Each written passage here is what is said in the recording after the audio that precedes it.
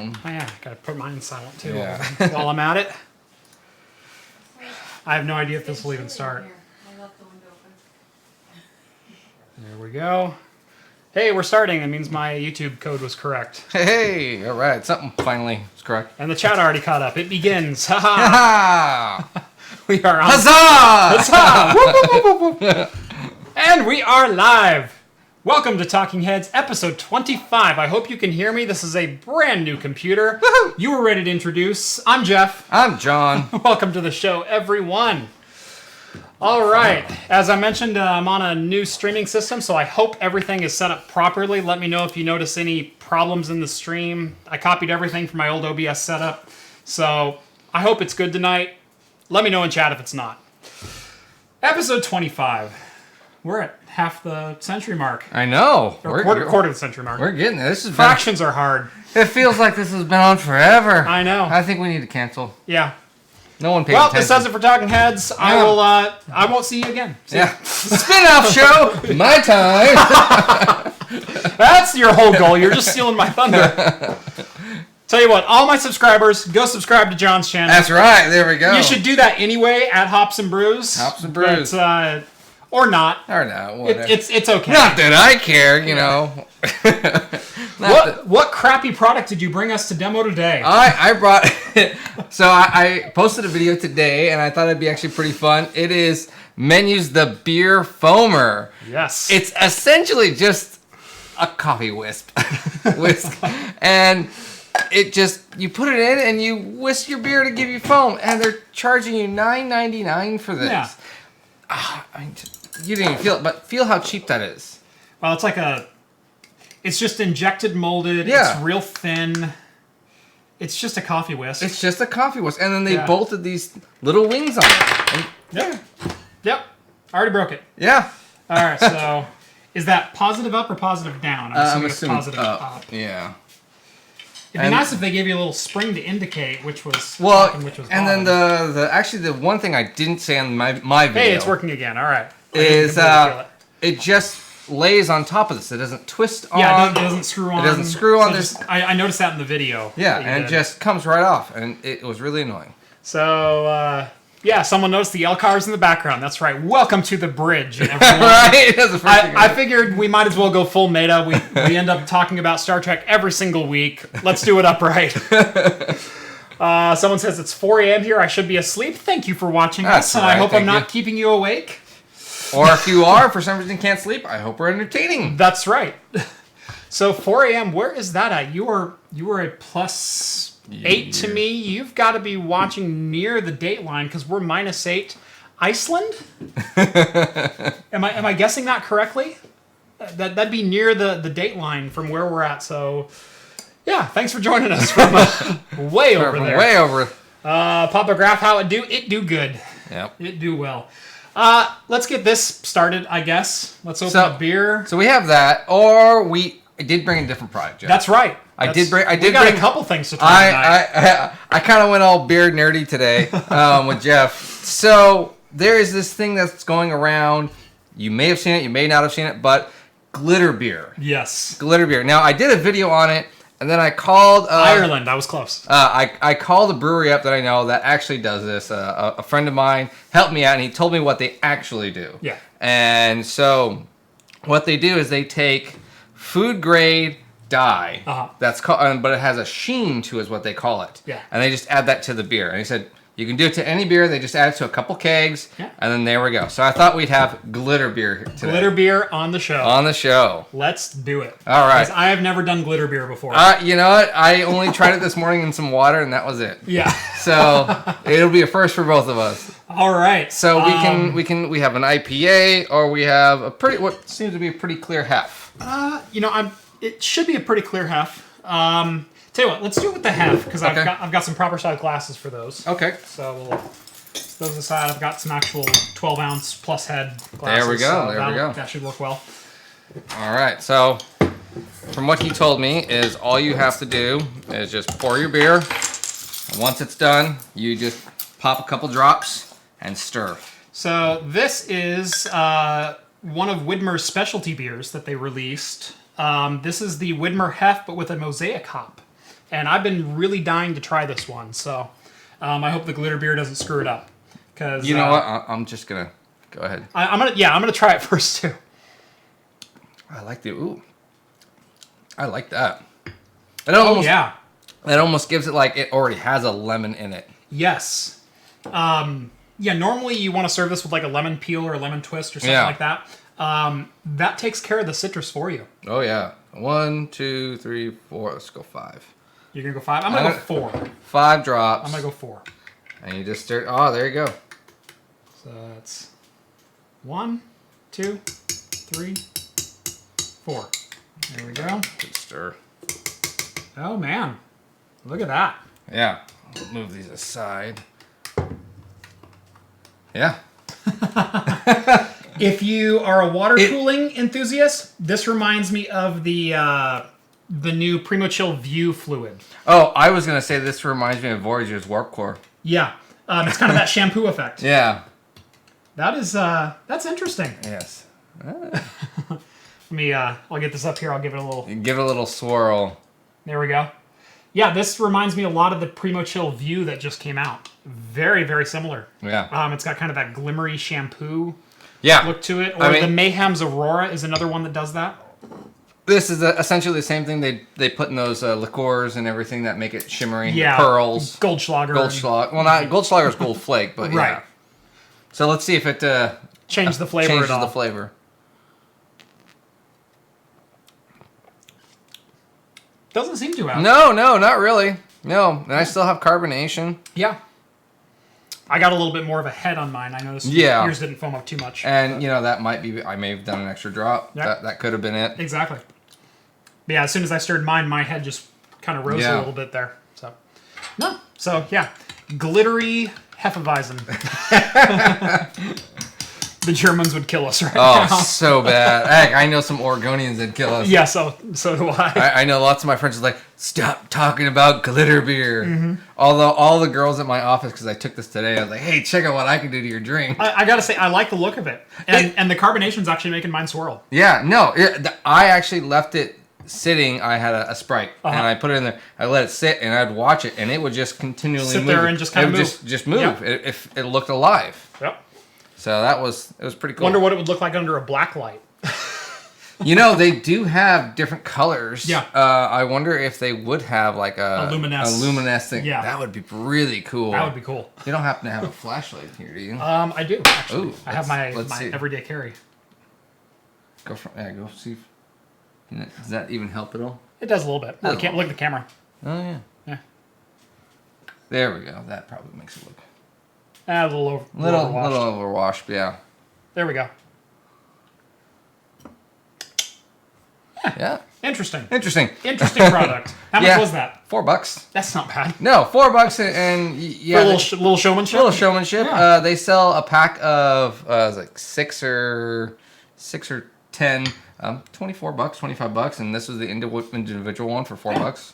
So that's totally worth it. Yeah, it's totally worth it. It's a cool little niche party trick. Like I said, I'm really into craft cocktails and things like that.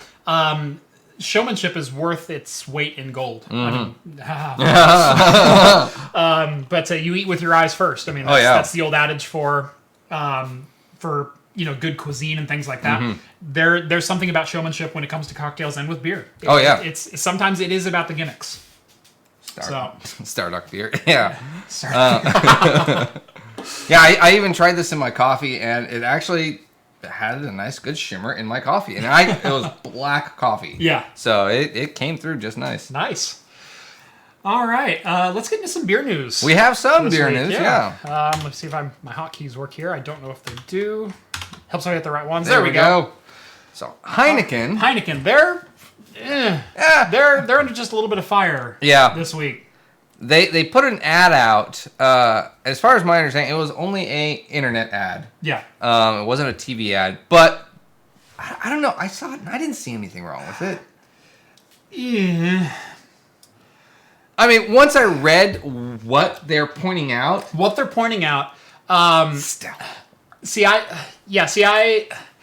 I saw the ad before I read kind of the outrage. I clicked on the video first, and I got it right away.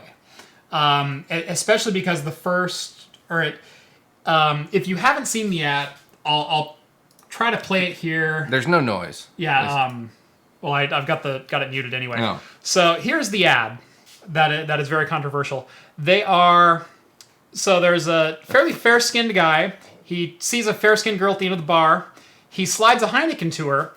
He slides it past 2 black women and 1 black dude, and it finally lands by her, and it says, "Sometimes lighter is better." And especially the black dude that it slides by, he's like an old blues player, and totally and then at the end, it's 3 like fair-skinned people. Right. But see, I didn't take it that way. See, when I first saw the ad, I saw a Filipino bartender. Yeah. 3 dark-skinned people, and she almost looks Asian descent to me. So I was sitting there and I saw, every race is represented here. Right. And that's what I saw. Yeah. But the fact that I also know it's a light beer. Now, the slogan, I think, is really what it is. I think that's what puts it over the top. I would have no problem at all if this was just a normal ad and that happened to be who they were sliding a beer to. It's the slogan, "Lighter is better," that takes it from an okay ad to, whoa, you might have stepped over a line. Yeah. And I don't like to jump into this game at all as far as like a news guy. I'm the last person in the world who should be playing the race card. Mm-hmm. I totally am. But there's a line that this video crossed. And some people brought up, who greenlit this ad? Yeah. Who greenlit this ad agency to do this ad? And goes, oh yeah, that's totally a good idea. Let's play off skin color to promote a new light beer. Well, again, it's just could have been a new guy just saying like, this is my vision, and look, it has every race, and the word light just happens to refer to the light Heineken. But sometimes lighter is better. Yeah. Well, again, they're pushing their light Heineken beer, and so obviously it's right next to a wine, and there actually has been a commercial recently. Yeah. I believe it's Keystone or something, of someone's pouring a wine, and you see it break the countertop. Uh-huh. And then the bartender then puts a Keystone light beer or a light beer next to it, and it's like, sometimes lighter is better or more refreshing. But in that point, I think it was 2 white women who were at a bar. Yeah. And you're referring to weight, not color. Yes. And again, it's all semantics. It's all how you phrase it. It's all how you picture it. And for all we know, it's a bunch of old white guys, Yeah. Greenlit this. Like I said, it's pushing a line. There's probably more outcry than there deserves to be. But at the same time, you can't. Oh yeah, I bet. You can't say whiter is better. Yeah. In an ad. Actually, they probably could have gotten away if they spelled light Lite. Right. Or something like that on the bottle differently. Right. Instead of Right. Specifically aiming toward the beer. Yeah. Not probably something like that. Yep. So interesting ad. Interesting choice. Yeah. They probably won't do that again. No. Probably won't hire that ad agency again. Yeah. Probably not. Someone probably got fired. I'm gonna guess. Blue Moon. Blue Moon is You always give me these cancerous sites. Forbes is one of the worst as far as ads. I'm gonna refresh this. I'm gonna see if half the ads go away because I redid it. This was the first one I saw. New computer. I don't have any ad block software. I apologize if stuff just starts coming through. So, but yeah, Blue Moon is trying to give you a higher quality of beer. Yeah. I see what you did there. Yeah, there we go. I see what you did there. So, and it's not Blue Moon, the company. It's the creator of Blue Moon and the original brewmaster of Blue Moon, who worked with Anheuser-Busch to create the Blue Moon brand. So what he's trying to do is he's created or is coming out with 3 variations of HTC, basically an HTC drink. Uh-huh. It's a non-alcoholic beer. Mm-hmm. But instead of ABV, it has HTC. Right. And he is giving you different levels to, if you have this, then you should be able to determine almost the exact same amount of THC. THC. HTC is the vibe. The vibe, yeah. This is tech we're constantly talking about, yeah. But he's talking about 3 different levels to where if you want to go for a lighter one, it's going to be the exact same effect as a lighter beer. As if you are drinking a 4.5%, 4% light beer, you can have this hemp beer, weed beer, and one bottle of that will be the exact same effect as one bottle of light beer. If you wanted to get pretty buzz and have like a 6-7% beer, Right. he's going to have a weed beer that'll do the equivalent for you, but it will not contain any alcohol. I'm curious to see aroma, because I've had some hemp beers or cannabis beers. Yeah, I've had some hemp beers. Nothing with active THC. Yeah, nothing with that. It's just recently legalized. Yeah, here, but it just stinks to me. Yeah. I mean, I have friends that love that aroma. To me, I don't know. There's this too much of a skunkiness, and people say hops have that, and I agree on some points. But I've smelled hemp and weed and hops together, and it's like, no, this has this danky skunk feel that I don't like. And those beers that I've had that dankness, as they call it, that dankness, and the hot box flavor. Yes, exactly.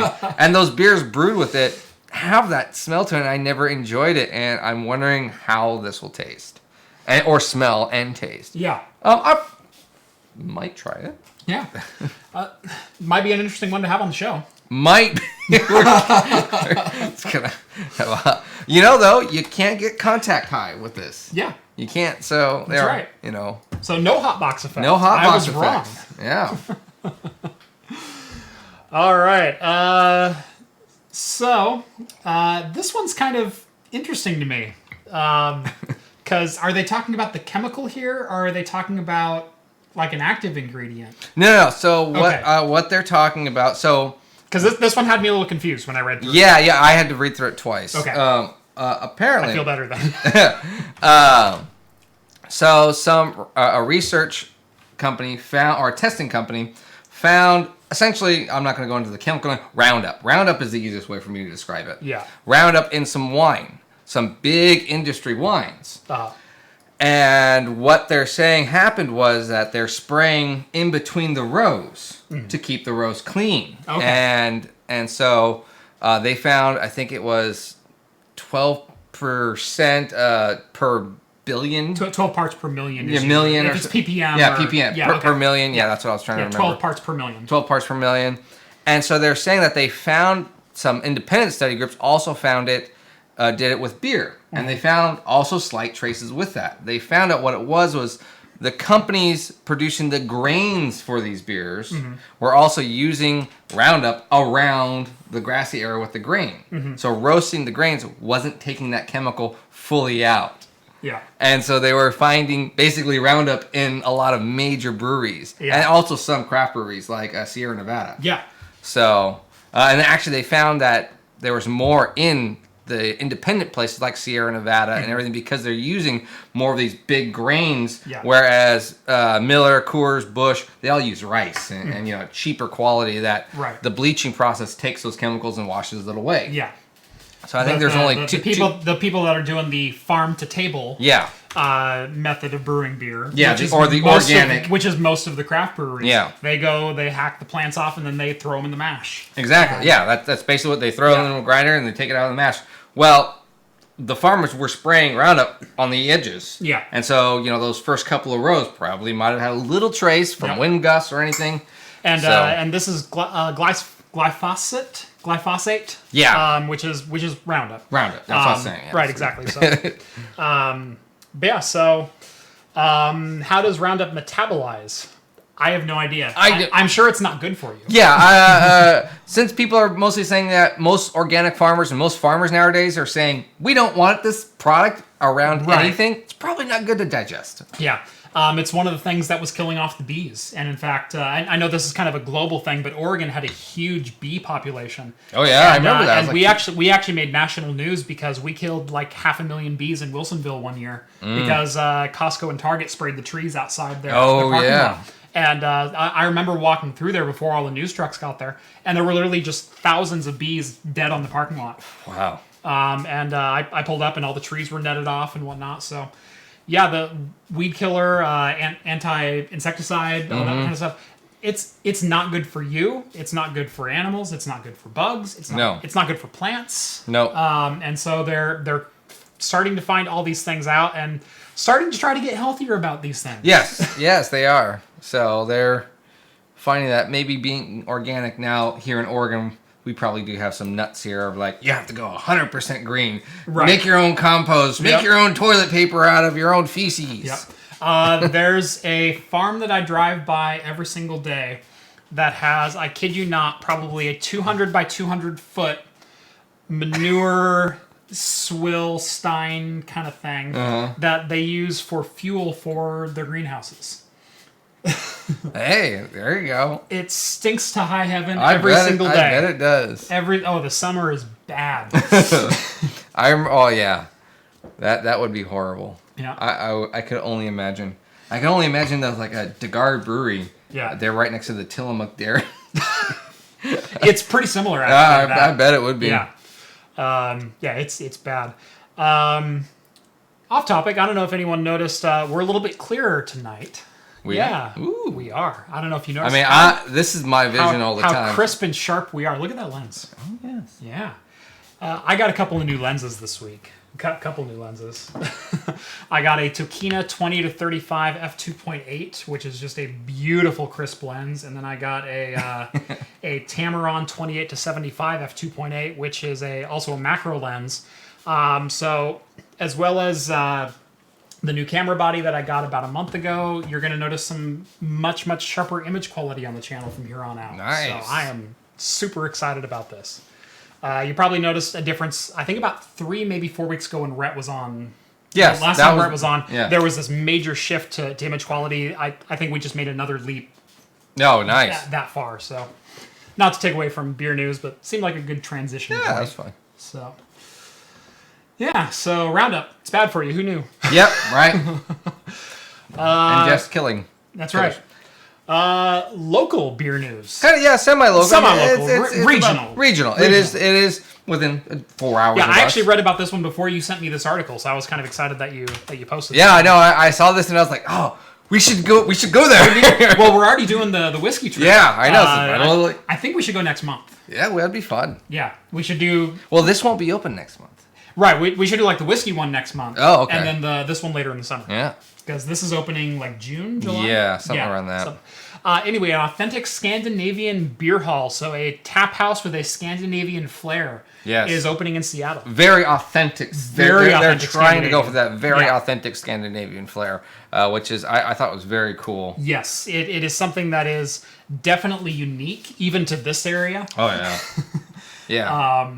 But they're going to feature, what was it, 48 taps? Something like that. Some pretty good tap number. Yeah. They're gonna have some regular beers on taps, the regular local craft beers. Go-tos, yeah. But they're gonna try to aim towards, like I said, a Scandinavian flair for the beers. The style of the hall is gonna be Scandinavian. Yeah, they talked about a huge community fire pit or fireplace, brick stone. They talked about it being basically anytime you ever seen a Viking movie or Vikings, the TV show, if you guys ever watch it, the halls in there where everyone's drinking and the big long wooden tables. Think that's what some dude's eating like a giant turkey leg. Yeah, exactly. And they even talk about we will have whole turkeys and chickens for you to just eat, literally take a chunk off of a communal like chicken or bird, basically. Exactly. They're talking about we'll have large ale horns for mugs for your choice of, and they're going to have mead, ciders, wines, cocktails. They are going to have some traditional food, but obviously it leans. They're trying to hit masses, but lean toward that, very cool Nordic style that'll appease everyone. Yes. So this is opening in Seattle, and it should be opening sometime early to midsummer. Yeah. Again, here's some more pictures of what they're aiming for. So very Scandinavian internals, bare wood tables, just literally hacked out of tree trunks and thrown down. But should be very, very interesting. Yeah. Thor triple ITA, Ragnarok Red. Yeah. Steve says. Booze trip. Yeah, John and I have been planning a booze trip for a little while here. We're going to go up to the world's largest private whiskey museum up in Seattle if we can arrange that. I guess the guy is very friendly to media, so we're going to try to go up there on maybe do an interview with official credentials, do an interview and do a video both on my channel and maybe on John's as well. So there might be a travel vlog here in the future, maybe next month on that. And then this place is on our list, and there's a couple places down in California, Northern California, that are on my list. So yeah, we're trying to branch out a little bit and do more of the local and regional craft beer scenes. Yeah. Not just here in Salem. In Salem, on the bridge of the Enterprise. On the bridge of the Enterprise. No, this is a Voyager panel. Oh, is it? Yeah. It's Intrepid class. Oh, wait. Then those don't look Enterprise, though. Yeah. These are all Voyager. These are all the same panel. Oh, okay. Yeah. I do have a, Sovereign class, one that I can install, and a Prometheus class, which is the Defiant. So, yeah. I got different panels I can throw up. It'll be different every week. Unless they're touchscreen, I don't care, Jeff. I can actually get a touch panel for this. Ooh. That would and not only that, this is interactive. It's not just a static display. So yeah, that was the subspace scan. We can go to... Let's do a particle scan. There we go. Something a little different. What I want to do is actually hook up the RGB lights in here with light and sound via an Arduino, so I can hit a button and go like to red alert on the red alert on the set. Warp. That would be cool if you can get the other monitor here and then have the little stars going by. These will actually network together, and so I can hit a button, and these will change to a red alert screen, which is somewhere. Where was that at? So there we go. Red alert. Yeah, so I can change all the screens. I can do all kinds of really fun stuff with them. So I'll post a link down in the description after this video goes live of where I downloaded this from. It's a free download. It's just a community that builds this stuff, so it's really cool. LCars47 is the project name. So if you're interested in making your office look as cool as mine. Hate touchscreens on PCs. I, for a while at work, had a pair of 22-inch monitors. One was a touchscreen and one was standard. This was right after Windows 8 came out, and I was trying to figure out if a touchscreen interface made sense for a large format desktop. Spoiler alert, it did not. I don't think that was a big spoiler. Yeah. At work, I use a Mac Pro, and then I'll virtualize all the Windows machines that I have to work on, because it makes it super easy to switch from OS to OS. Yeah. And so what I had done is I had OS X on my left monitor and then Windows on my right, and the touchscreen was only connected to the Windows display. And so I could just reach up and hit the Windows screen while I'm still actively in OS X. That's not too bad. Yeah, so it works. It works. Yeah, my wife, she has a touchscreen laptop, and for everyday random stuff, it's not too bad. Yeah. Helps out when we have a kid, and it's like, oh, I'll play that YouTube video and just touch the screen. Someone said a long time ago there was a Windows 95-98 Explorer shell that was TNG themed. What you're thinking of is the program called Window Blinds, which is from Stardock, which I believe John mentioned higher up in the chat up there. Stardock software, they make a program called Window Blinds, which is actually still available today for Windows 10. And there are LCARS themes for it. So yeah, you can still get that. And in fact, on the Windows Store, there's also an LCARS total conversion pack. Oh, yeah. So you can get that. It's like $3. I thought about getting that. I actually do own Window Blinds still, but it only works up to Windows 7 on the license that I have. So I'd have to update. Work. I thought this was your work. No, I have a full-time job. And this is not my full-time job, unfortunately. But thanks to viewers like you, I'm hoping to get there. One day. One day. I'm at 9,400 subscribers. Nice. I think I crossed right before the start of the show tonight. So we're getting there. Later this week, you'll hit the 10. Yeah, I'm hoping later this week or maybe early next week. My SteamOS video actually took off today. I went from 2,000 views to almost 8,000 views on that just today. Wow, nice. So, yeah. The channel has a very positive growth curve, is what I will say. And again, it's because you guys like me. You guys keep coming back. You guys watch the videos. You guys like. You guys interact in the comments. Every time you interact with one of my videos, you actually help promote my video higher up in YouTube's algorithms. And it's because my videos that only have 2,000 views have 335 comments in the case of my my SteamOS video this last week, and 400 likes or something like that, that they all of a sudden take off because YouTube will start promoting that. Because people are engaging with it. I'm going to start just putting fake comments in all of my videos. Yeah. Well, your comments don't count. It's only user comments. I will log out as someone else. They also track your IP, so unless you have VPNs and you can bounce around the country. Oh, I have. How many? I'm just going to sit there and go off of all the different computers in my office. Yeah. Well, you're still out of one public I'm still IP on one, yeah. Yeah. So, Yeah, they track that. But the other thing that works in my favor is audience retention. And that's if you click on my video, do you stay around and watch my video? And all of you do. I have a pretty insane average for every click on a video. I average 5 minutes of viewership. Oh, that's really good. It's insanely good. There Half are of your videos aren't even 5 minutes long. right. Yeah, some of them are like 4 minutes long. Most of my aim for between 7 and 10. Yeah. It gets at a nice watchable. Well, it's probably because length. of the live streams. Yeah. No, actually, it's not. Really? Although Steve's live stream last week kicked the crap out of yours. Whatever. Steve had an average of 17 and a half minutes. Oh, per click. that's because I sat there and 17 and a half minutes. Because he leaves it on at his house. He probably does. I know Angie watches. Yeah. So. Anyway. I've tooted my own horn enough. I'm Jeff. I don't even do this as a full-time job. I'm Jeff. My YouTube channel's amazing. Yeah. That's right. I'm doing well because you like me. Nah, it's because we like seeing your drunk ass and hardware reviews. I'm not drunk yet. This is only my second drink today. Yeah. You know, this is actually pretty nice beer, though. Yeah. Yes. Okay, this is Widmer. I thought it said Portland Brewing. No. That was some of the others we were looking at. Yeah, but it says Portland Pub right there, so I was like... Yeah. Oh. Yeah, Portland Pub Series. Widmer Hef with the Mosaic hop. This actually, puts a little more... Oh, Widmer's putting some effort in. That's right. Yeah, because Widmer's just been... They're one of the largest craft breweries in Oregon. It's them and Deschutes and... Portland, I actually think it's... No, it starts with... Burnside. Burnside, yeah. Burnside Brewing. And Ninkasi also. Yes. Down in Eugene. Yeah. Yeah, for a while, Widmer shot to the top, and then they kind of did this, and they didn't do anything else. They had their standards, and they just kept pumping them out. Yeah, and they just kept pumping it out, and they really pushed for just commercializing. Yeah. And I mean, they're distributed all over the nation. Yes. Yeah, to their credit, I can go into any pub and say, hey, give me a Hef, and they pour me a Widmer. Exactly, yeah. So they are the standard American Hef. Yeah. So give them credit for that. They also do, for the most part, most of their facility is used by other people. They brew other people's beer. Yes. Although you can go to the brewery and they have specialty things only there at their tap room that I hear are fantastic. Yeah, they do an experimental tap where they do 4 or 5 taps at a time that are, hey, we tried this. We tried this. We only brewed 50 gallons of it, which for them won't last long. Right, exactly.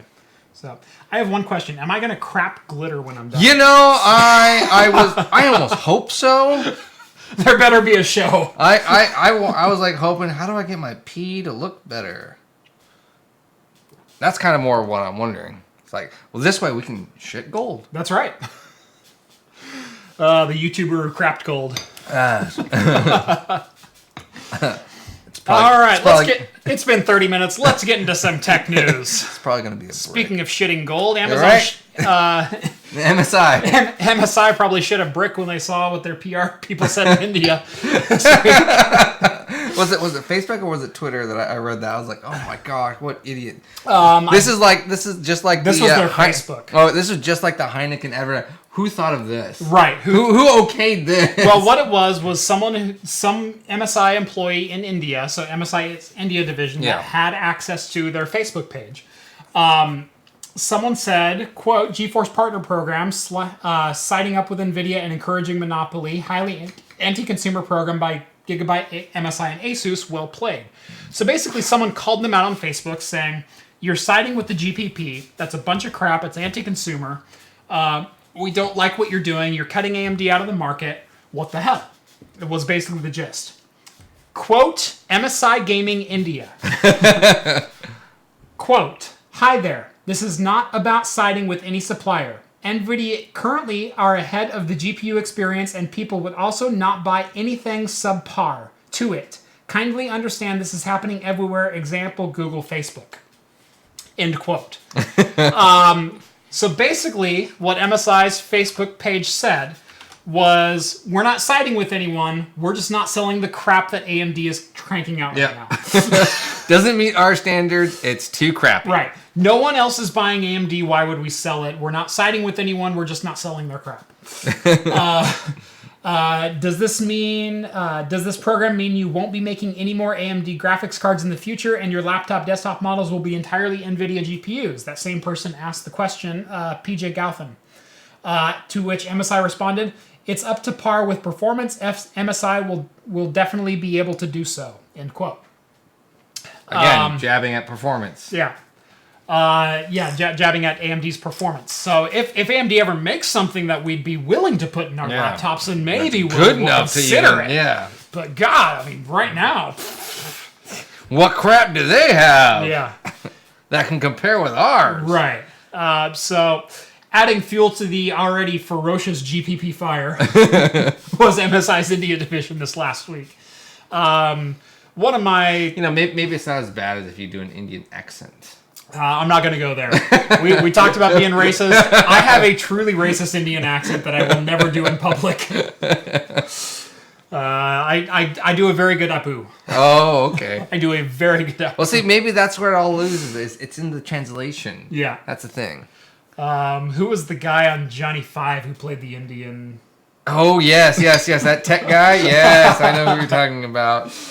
I'm gonna Google that. Yeah, he was also the star for the second one, because they were trying to find him love. Yeah. He was the guy in Hackers, the villain in Hackers. Yeah, he was the villain in Hackers. Is he Indian? No, he's white. No, he's a white guy. Yeah, he was basically a white guy in brownface. Yeah. If you a lot of tanning lotion. Yeah. Who was this? Lieberman. What was his name? I don't remember. I don't remember his name. Everyone knows his face, though. Yeah. It's this guy. Yeah. So from the movie Short Circuit, this was about as racist as you can get in the 80s. Was they had a white guy play a very racist stereotype of an Indian guy on the movie Short Circuit, which if you've never seen it, it's a fantastic movie. I hear they're trying to recreate it. Yeah. It could be an interesting movie. Here we go. Here's the image I was looking for. Yeah. So, yes. Hello from Crimea, Russia. Hello. Hello. Thank you for watching from so far away. We are in Oregon. We are literally a world apart. Fisher Stevens. Thank you. Fisher Stevens. So, yeah. Probably shouldn't do that anymore. Which again is why your accent. I do some voices from time to time. Every one of my daughter's stuffed animals has a unique character voice. Ah, yes. That's how it's okay. Yeah. Yeah. So I can do voices, not professionally, but I can do voices. So they may come out if I have like 3 more of these. No, don't you do it. Hey, this one's we got to save something for year 2, John. This one's 14.1. Oh, it's super good, too. Ooh. Oh, that's right. That was the Bourbon Stout. That's the Bourbon County. Oh. It's super good. All right? It's like, chug this, finish this. Do it. All right. Did you want to talk about the data... Steve? What? Oh, yeah. I saw you didn't see that earlier? It's just a tomato. If you are not a Patreon of Jeff's, you are missing out on some awesome, interesting chat, I should say. Yes. So, I've seen a couple of these before, but still took me a minute. But if you want to join Jeff's Patreon, it only costs $1 to join his Patreon. It's a minimum of $1. Tell you what, if you donate $20 to Super Chat right now, I will do the Gingerbread Man from Shrek. Hey, there you go. If you donate $20 right now, I will do the Gingerbread Man from Shrek. I'm not donating. Yeah, I know John's not donating, but yeah, if someone donates $20, I will do the Gingerbread Man from Shrek, and it's good. I promise you, it's good. Half a glass? It's not that big of a bottle. Okay, it's not a 24. It's not a 24. Okay. I don't even think it's a 16.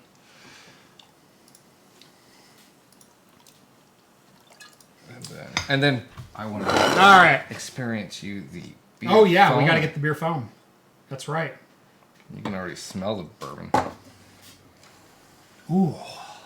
Oh. Told you.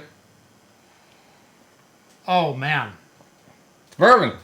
I want to go back to the Fort George Festival of the Dark Arts. That's where I want to go right now. Right? Ooh, John. Yes. All right. That's good enough. Yep.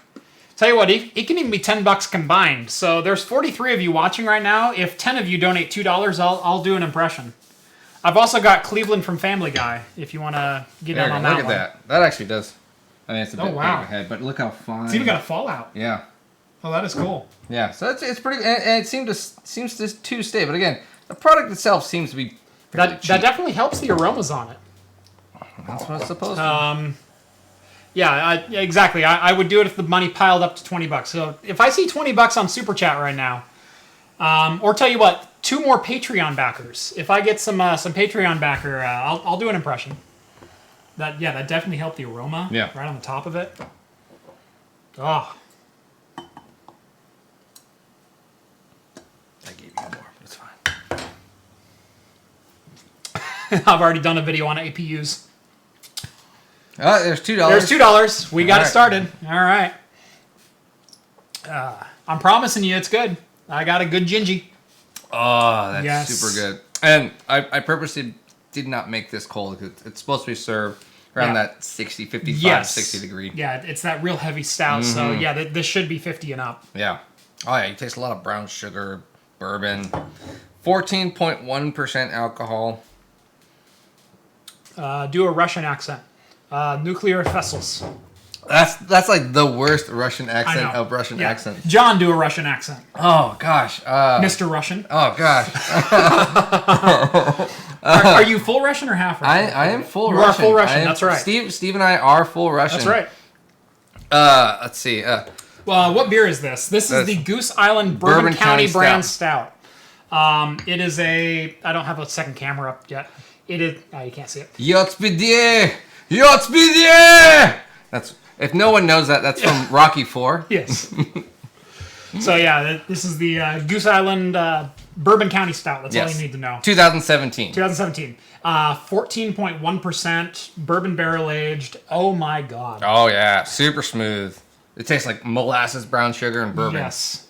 A lot of bourbon. Yep. A lot of bourbon. It's super smooth. Oh. I might finish this and do the gingy accent anyway. Not that I'm saying, Hey, there's $1.99. $1.99. All right. Ryan, David, thank you. Can't do a full $2. All right. While we're waiting on chat, let's get into the... someone do Ivan Drago. That's what I just did. Yeah. nVidia recently announced How much the DGX-2, basically a server scale version of their... Yeah, I'm losing my words tonight. Server scale AI. There we go. There you go. I was like, I didn't know where you were going with I'm trying to get the whole sentence out, and it's not coming out. I apologize. Server scale AI farm. Basically, what this is 16 interconnected GPUs using the Titan Volta with up to 16 gigabytes of it's 16, isn't it 16 connected GPUs, up to 1.5 terabytes. Yeah, There I was it is. about terabytes. Sorry, I'm trying to do this off memory while trying to read while trying to be on camera. It's complicated this late. Okay, we got a new patron. Excellent. It's one down. So one down. And Anyway, so yeah, 16 Voltas in an 8U box, which means you can fit 6 of these into a single 42U rack for a combined performance of, I think it was 1.9 petaflops. yes, it was Which something is like that. an ungodly amount of performance. Things a brick. This rack takes 10 kilowatts of power. Yes. Yes. It would 10,000 watts of power. it would knock your block out Yes. of power. Yeah. When I not mean block, I mean your living block, your city block. Yeah, the server itself the rack itself will also support 30 terabytes of NVMe storage over PCI Express. Here's the full specs. There it is. 8 100 gigabit or 8 InfiniBand network connections. The server weighs 350 pounds. Just solid steel. Yeah. Sorry, 1920 teraflops, so 1.9 petaflops. So, yeah, it's a bit of compute power. At a steel. Yeah, at a steal of only $400,000. Only for... Oh, I got that. No problem. Per 8U unit. Yeah. That's not the full rack price. That's for the 8Us. That's one unit. So times 6, that's $240,000. But, although they did say this takes up basically what? Sorry, $2.4 million. Yeah. I was off by a zero. 16 server stations or something? Yeah. Like current server stations now? Yeah. It's like 16 times less the size, or... No, I thought it was 8U. Or, was it? It's 8 times. 8 times. Yeah, it's an 8U box. Okay. Yeah. Yep, so... There were so many numbers in that article. I was Yes. like, holy crap. But like I said, I was trying to recall them all at the same time, and they started mixing up. So, let me see. I got one Patreon backer. Do I have a second Patreon backer? Steve's just going to quit and just go back in. Yeah, that doesn't count. Yep. So, Kevin, $1 on Patreon. Thank you, Kevin, very much. I appreciate you. Yes, Steve, the Soviet national anthem is boss. It is my personal favorite anthem. I even got my son a Soviet Union baby hat. Oh, did you? You got him the full... The full thing, and it's actually from the 1980s. It's nice. It's an antique, authentic Soviet Union hat for kids. It's like, oh my God, Does he wake up with a fifth of vodka and go, "Good morning, mother"? Crunching on a turnip. Kind of potatoes and turnips and cabbage. Right. Use welcomes. Use welcomes. Well, I could have brought the Matryoshka doll series. Which, let's see. Oh, that's nasty. Oh, okay. I'm a little nasally tonight. I can't quite do Cleveland. Oh, so you're trying to do Cleveland? Oh, I thought you were doing the gingerbread man. I'm gonna do gingerbread man. Okay, so you're doing Cleveland now for fun. Tell you what, I got $4. I got one Patreon backer. You met me halfway. Go compromise. All right. And you have. Do you know Lord Farquaad's bit in this? Do you know the Muffin Man? Oh no, I mean I know who it is, but I do not. Do you know the nursery rhyme? I don't watch. Okay. My kid is not old enough for this movie. Fine. I've watched it like one time. Tell you what, I'll do both parts. There you go. Okay. I'll tell you. Do you know the Muffin Man? The Muffin Man? The Muffin Man. Yes, I know the Muffin Man. Who lives on Drury Lane? Well, she's married to the Muffin Man. The Muffin Man? The Muffin Man! Yeah. How many times have you done that for your daughter? A lot. That's why you know it, and I don't. That actually started as a bit between me and a couple of friends, where I figured out I could do that voice, because we'll do voices back and forth. So, yeah, a good friend of mine, when we're sitting around shooting pool, we'll just practice voices. She does a really good Munchkin voice. Mm-hmm. Yeah, she can do the Coca-Cola, I'd like to teach the world to sing, in the style of the Munchkins. Oh, wow. Yeah. Oh, it's fantastic. I don't remember Coca-Cola having that, but yeah, okay. Yeah. Damn close, yeah. I told you it was good. I told you I can do some voices. That was That's right. Whew. Just wait till you're at the bottom of this glass. What I can't believe is I just did that on the internet. And it's on there forever. It's on there forever. I'm going to make that a ringtone. That's right. That's going to be like my doorbell ring now. Yeah. I got one of those electronic ones. Every time it notifies me on the phone. That's right. Fire up the ovens, Muffin Man. We got a big order to fill. That was from Shrek 2. Again, probably watched it once. I should not have started the night with an old-fashioned at 7:30. No. That sounds good, though. It was good. I got some Jameson Black. Oh, did you ever get that? I didn't get the gold. I got the black because I bought a new 4K monitor and a couple lenses. Yeah, but did you get the 17? I didn't get the 1792. I got the Jameson 92. Black instead. Okay. All right. So, I kind of held up both bottles and went, this is smoother. Not that the 1792 is good. I was going to go with a 1792 small batch, which is It's about $50. It's a 47 or 48%. It's good. It's very good. But I'm staring at that, and I'm staring at the Jameson Black, and I'm going, ugh. It's hard to get away from just how smooth that Jameson Black is. That's a good way to start a Wednesday. Yep. All right. All right. A little more back to some news. Back to some tech news. This was not really tech, but I mean, this was not really tech, but it's kind of in the realm. It's a realm that I'm interested in, which is hackers. I've touched on this on some forum threads, not affiliated with Craft Computing. I'm not going to say where, but and I've talked about this with friends. Is where did hacking start, and where is hacking now, and why is it here now? That's an interesting conversation. And where did hacking start? Hacking started as, hey, look what I can do to this computer. Yeah, I would assume back in DOS days, right? You know, just like watch me do this. And so if you got a virus in DOS, it was one that messed with you. Yeah. It was one that put a message on your screen. You can't delete me. Yeah. Or I got in. Or some simple script. Some simple script that ran, and sometimes it was part of your auto exec bat. Yeah. That would fire off a script and would run something in the background. It would randomly throw commands into your DOS shell. Change your keystrokes to say, you know, every time you click this, it would type in pig or.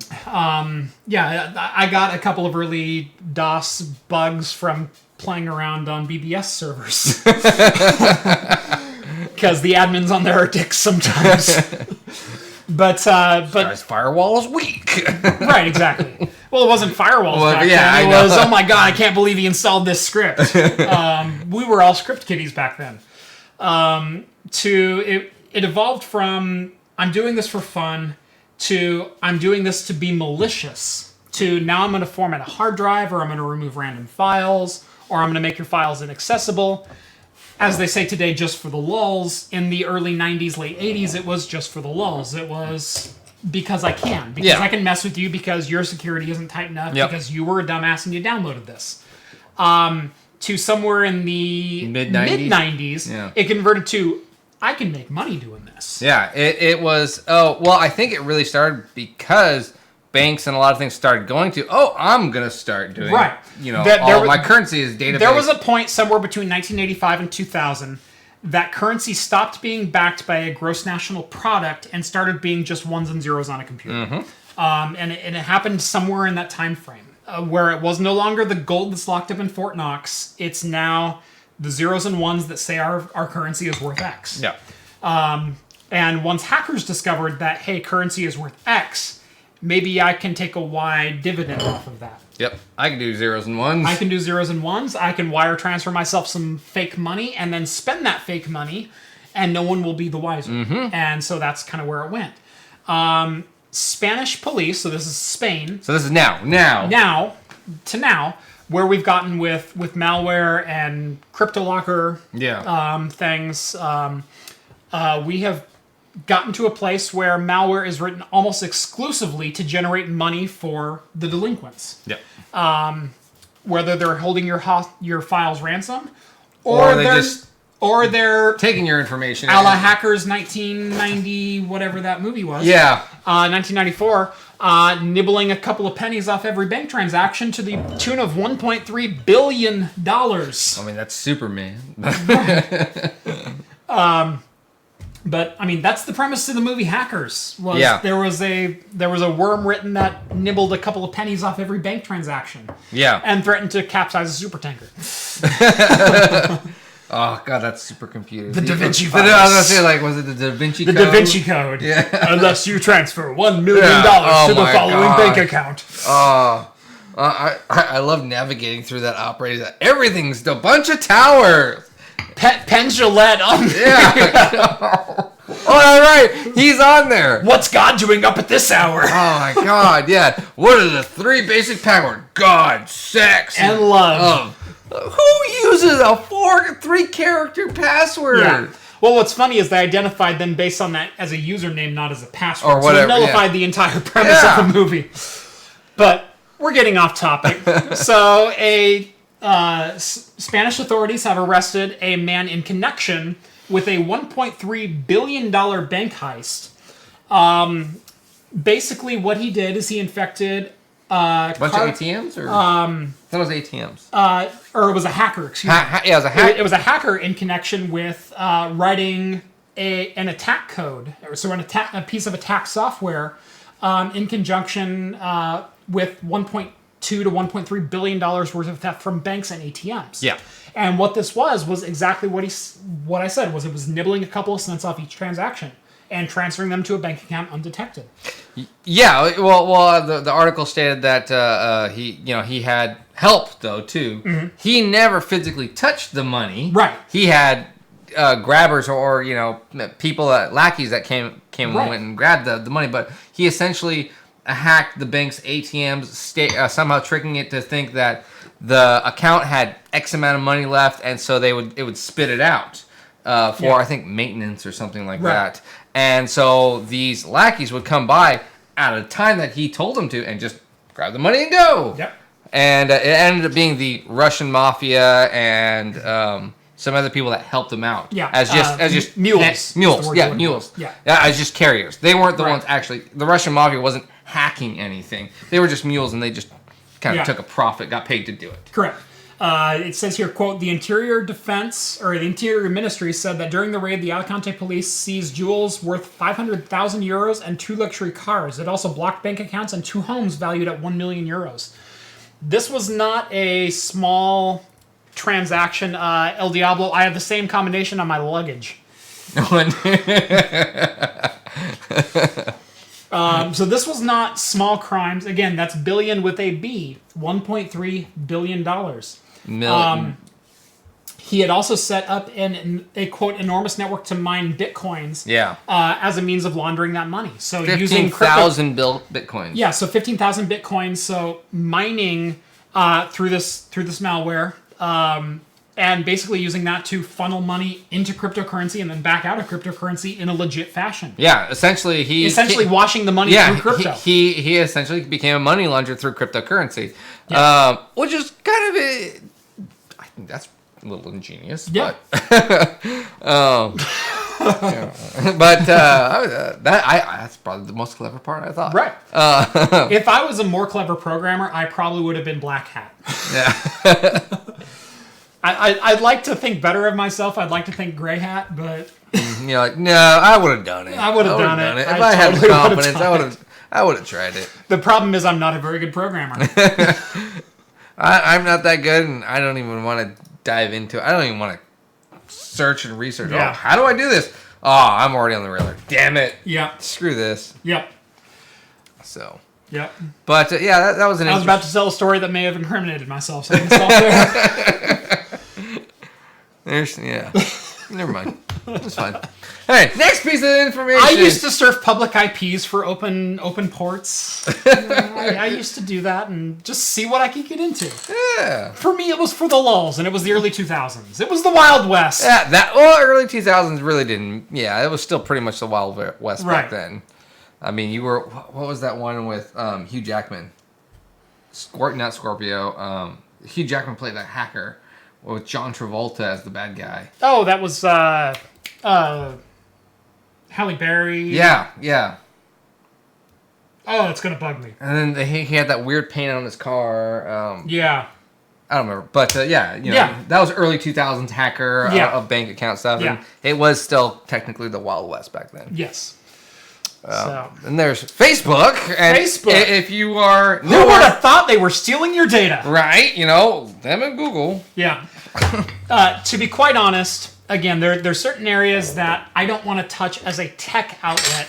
I'm a tech news source. I don't want to be a political or socioeconomics or social...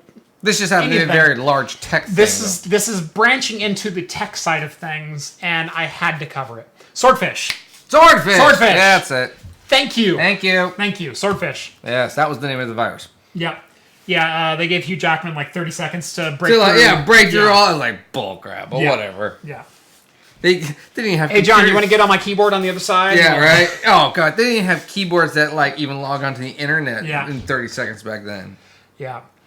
The worst hacker movie ever is probably Live Free or Die Hard with Justin Long.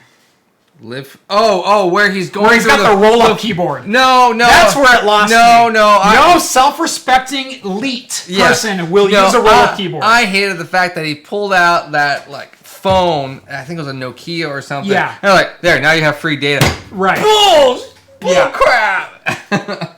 Oh yeah, we surf the frequencies in between the cell towers. Yeah, and it's what? That's not what lost it for me. What lost it for me was he rolled out that damn membrane Oh, I have one of those for my See, I never even machine. bought one. See, I had one of the Palm folding keyboards, which was actually a rigid keyboard. Yeah, because then it linked together. And I could use it. I actually use that for my high school notes. Yeah, instead of writing. That's exactly what I did. I had a handspring visor with one of those. And that's what I did. Yeah, I had a Palm and then a spring note, and then it folded back into its own case. Yep, exactly. And everyone was like, "How do you have that?" I'm like, "This is how do you not have this for notes? It just exports into Word and everything." And it's there's all my notes. Yeah. Now it's all saved. It's all synced. Yeah, exactly. I can read it whenever I want. Anyways. Facebook. So Facebook, the FTC confirmed Facebook is now the target of a probe based on consumer protection for the privacy leaks based off the Cambridge Analytica leaks. Facebook has lost something in the neighborhood of $100 billion in value in the last 10 days. Yeah. Since this news came out. And basically, if you're not familiar with what the leak was, do you remember the conversation that Mark Zuckerberg had very early Facebook where he goes, hey, do you want a bunch of names, numbers, and social security numbers for a bunch of Harvard grads because they just gave them to me and F those guys, they're stupid. That's basically what this was for Cambridge Analytica. But they were also saying, hey, do you want me to manipulate votes for international voting? Oh, yeah. Take a look at who would, if you say this to these 250,000 people, they'll probably vote. Yeah, they'll probably vote for you. They'll change this vote because here's what they're saying on social media, and here's their registered platform, but here's how they actually think on that issue. And if you feed them these ads, then we can change their vote. 250,000 votes in the bag. You got Most likely, yeah. It's here you go. Right. So basically, the root of this was the APIs within Facebook. So all those surveys that everyone takes on Facebook, or all the games that you download that say, hey, link us with Facebook and we'll give you 300 extra tokens or something like that. Those applications had full access to not only your profile, but your phone. Your phone, yeah. Well, most of them were mobile things. And most of them were mobile apps. Most of them were mobile apps, and yeah, but essentially every time, it's funny. You ever see that South Park, the Sentai pad? The terms and conditions. Yeah. It's very simple. I'm betting if we went back and read these, it probably states we have access to this, and everyone just click, click, click, click. I don't care. I don't read it. It's fine. No one reads the terms and conditions. No one reads the terms and conditions. And so basically what this was this was not affected on iOS because they are sandboxed within their applications, which means when Facebook opens, it only has access to your contact list and the internet. Yeah. End of discussion. That's it. When you install it on Android, the Android phone says, hey, give me permission to everything. And everyone goes, okay, I want to use Facebook. Yeah, do you ever see that pop-up says contacts and everything? Right. The problem with that is they can now view your call history. Who are you calling? When are you calling them? How long are you talking to them? View your text message history. Who are you texting? What did you say? View your any other communication within your phone that uses the API to communicate with Facebook. Yeah. View your pictures. View your... It's email. It was email, pictures, text, and phone calls. I think. Link your Facebook profile to every personal identifiable information about you. Every last bit of it was viewable, searchable, and thrown into a database. Yep. And what Cambridge Analytica did was they said, we can manipulate voting, and we can manipulate financials, and we can manipulate ad generation using this data.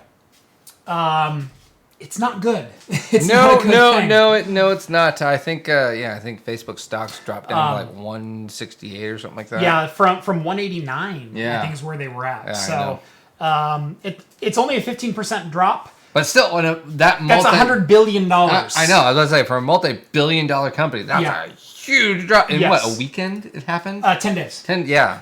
Yeah. So I will say I found I don't know if you pulled up this image. I did not. I did Okay, this was kind of buried in the links that John and I share throughout the week. This was predicted in 1999 with the advent of cell phones. And I'm going to go ahead and read this for you. This is from SF Magazine, so Science Fiction Magazine. The author is named David Gerald. David Gerald. Quote, I've got a cell phone, a pocket organizer, a beeper, a calculator, a digital camera, a pocket tape recorder, a music player, and somewhere around here I used to have a color television. Sometime in the next few years, all of those devices are going to meld into one. It will be a box less than an inch thick and smaller than a deck of cards. The size will be determined by what's convenient to hold, not by the technology inside. That is a key thing where he predicted the advent of future smartphones. Yeah. Where he goes, it will have all these features, and today, those phones have those features. And they are that size because they're determined by what people think is convenient, what the view size is, etc. Different screen size, blah, blah, blah. You've seen the evolution of that. So he goes on to say all the features that it will have. It will have a high-res color screen, a microphone, a plug-in headset or earphones, camera with a lens, wireless connectivity, cell phone and beeper functions, television, radio receiver, digital recorder, etc., etc. Down at the bottom, he goes, I call this a personal information telecommunications agent, or PITA for short. The acronym can also stand for pain in the ass, which is equally likely to be, because having all that connectivity is going to destroy what's left of one's privacy. End quote. He predicted not only the cell phone and smartphone revolution that has taken off since about 2011 when smartphones became commonplace. Yeah. But the end of privacy as we know it, because of the services available within that device. Yeah. This was in 1999. Well, he did get one thing wrong. He doesn't have a headphone jack. There you go. Got that one right there. We go. I was saving that joke, and you beat me to it. It's like, as soon as you're there, it's like, I got a joke. I got a joke. It's the easy one. Yeah. Yep. But yeah, when I was in high school, a top-end brand new home PC was a Commodore VIC-20. Of course, we never had one. I never had a VIC-20. We had a 286, and later on my dad bought a Macintosh LC2, which was a great computer. The LC2 was my first personal computer that I had in my room that I used every day. I typed school paperwork on that. Oh, yeah. So. Yeah, no, I don't remember what mine were always just spare parts. Wasn't the Amiga because Steve had that. Steve had that. Well, no, I had that. Then I ended up stealing that monitor and built an entertainment system out of his monitor because I could hook it up to my VCR that I found at Goodwill. And that also, and then I spliced, which he doesn't know or didn't know at the time. I spliced his cable, which then I put it into my room. So I threw it to the VCR, which had RCA connection. I was like, I have cable in my room. I did the same thing. On my Pentium 1 166 with MMX, I believe it was an IBM Aptiva tower, I had a very rudimentary capture card for what it was meant to do was capture inputs from either a camcorder or a VCR and transcode your... 500. Yeah. And transcode your analog tapes over to a digital format. Oh, yeah. So you could back them up. I remember those, yeah. What I did was I got a really, really cheap cable decoder from Goodwill for like $4. And I convinced my dad to let me have that card because the rule in my house was no TVs in your room. You can have a computer, but you don't get a TV in your room. For some odd reason, that was my parents' justification. If you're watching this, Dad, screw you. A TV's just the same thing. Well, internet back then really wasn't... That's true. This was like 1998. Yeah, it was 98. And, 97, 98. Everything was downloadable, and then there really weren't too many games. But I was inventive enough that I went out to Goodwill and I bought myself a cable box. And my dad had this card that he wasn't using because he never transcoded all of his VHS cassettes, home video stuff, over like he wanted it to, and I said, hey, can I play with that? And he goes, yeah, sure. So I grabbed that, I installed the drivers, I went to Goodwill, bought a cable card, and then that cable card had an RCA out, and then I also had a stereo in my room, which I took the RCA audio out and hooked it into my stereo, so I had cable TV in the room through my computer. Now it was like a 6-second delay, but still on the remote, so changing channel was like click. Wait. And there click. we go. Yeah. You see, but I had mine, but then I had this awesome like full size water bed.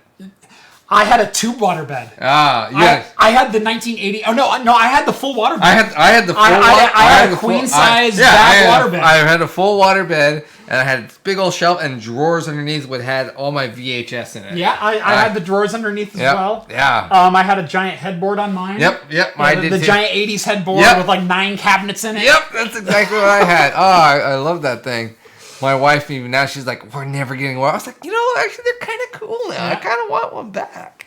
And then I remember it leaked a lot. Yep. It leaked a lot. I remember having to drain and fill that a couple of times. The couple of times we had to move it, and it was open the back window and the garden hose. And start sucking through the hose. No, we just hooked up the garden hose and just opened the valve.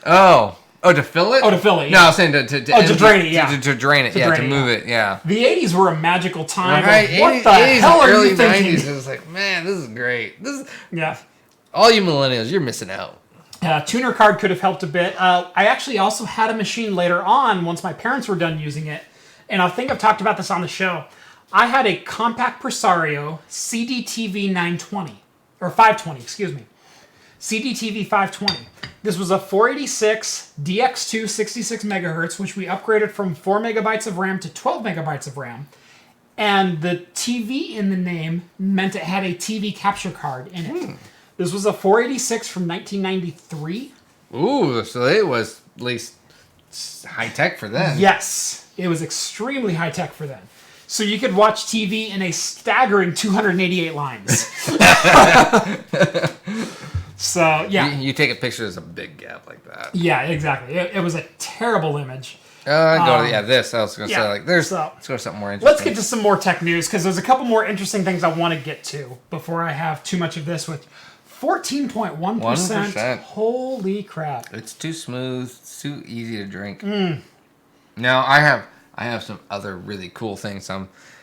If you want to, it'll be on my channel only. Yeah. I'm sorry, it's very exclusive. I have a 19.8%. Is that a stout or a mead? It is a stout. It is a triple chocolate stout. And supposedly... You got that one. Yeah. And supposedly it's thinner body than this. Yeah. And I've heard fables. Yeah. It's fantastic. Probably the best beer I've ever had, we had at the Speakeasy. That apricot... Oh, yes. But I didn't know what the story you're talking about. I took you down there, yeah. Yeah, it was this apricot ale, and God, that was like 17.5% or something like that. I don't remember who made it even. No, but that was amazingly good. A friend of mine invited me down to this. He has a bar. When I was off in my tap room, and Jeff was over, and I was like, "Hey, I got invited. I got invited to the Speakeasy after party. They haven't opened it yet. Let's come down." And so it probably was. It's the size of probably. I mean, you guys can't see the back end, but it's probably about the size of this room, the whole entire Speakeasy. Yes. And there was. It was about maybe 15 by 12. Yeah, something like that. But with a couple of couches lining each end, and then just a bar with like 4 taps and another cooler over here. Yeah, and a cooler. And he was just like, "Oh, I got some bottles. I got some cool stuff no one's ever had before. No one's ever tried. Here you go. That'll be $20. What the? Yeah, $20 for like a 4-ounce pour. Oh, but it was like totally worth it. Totally worth it. Dude, give me a pint. Yeah, I know. I will pay the $50. Here's my card. Just don't tell me. Yeah, I know. Jeff helped me as an R9 370 for $100. A good deal. That's I would say no. Wait, no. 370? R9 370. Oh. To put it in perspective, you have an R9 270 in the machine that I built you. Mm-hmm. I sold you that card, what was it, 3 years ago? Mm-hmm. For $100. Oh. I would say no more than about 70 for that card. It can still play modern games. It's about equivalent to a 1080. No, not in a TI, but 1080. No, not even close. Way lower than you're thinking. This is an entry-level enthusiast card. Oh, okay. It retailed for $220, $230, something like that when it was brand new. I'm thinking so much. It ranks somewhere between a GTX 760 and a 770. It's slightly faster than the 770 or 760. Compared to a GT 660. Yeah. It's faster than it's slightly faster than a 660, 760 at this point in its life. $100 is too rich. To put it in perspective, I just bought a 760 for $68. So that's about the price that you should pay for that. Somewhere around although could be regional, where he's at. I bought that on eBay. Oh, okay, that was an eBay auction that ended at $70. Oh, auction too, not even a buy now. Yeah, and I've seen buy it nows for less than $85. Oh yeah. So $70 is where I'd be on that. Maybe 80, maybe 85, but not a penny above. Ask him 50 and you'll throw in a beer. There you go. Barter. There you go. Bartering always works for me. Yep. Hey, I'll give you $50 plus this thing that you don't have. Yep. I've done that a lot. Yep. Unless it's Craigslist, then something like Oculus. I've been trying to find your channel for a while. What's the name, if you don't mind? Craft Computing. Craft Computing. It's right there at the bottom. No, it's Hops and Brews. Oh, Hops and Brews. John. Brews. Yeah. You've been trying to find John. It's my channel. No, yeah, he's on your channel. I was thinking he was drunk. Craft Computing. It says right there. Yeah. Hops and Brews. Hops and Brews. It's a little bunny. Yeah, it's a little rabbit with a beer bottle. I actually have a rabbit. It was basically just for my wife to agree and oh yeah, you can do this. It's totally fine. So, and it's pretty easy to spot. It's always got my face on it. I do have Steve's on there. We got some shows that planned for Jeff. Yep. I got some other. I got a really good one coming. Yeah, Jeff's got some. We're doing some interesting stuff with Jeff. Steve's on there. Steve's been on there for a while.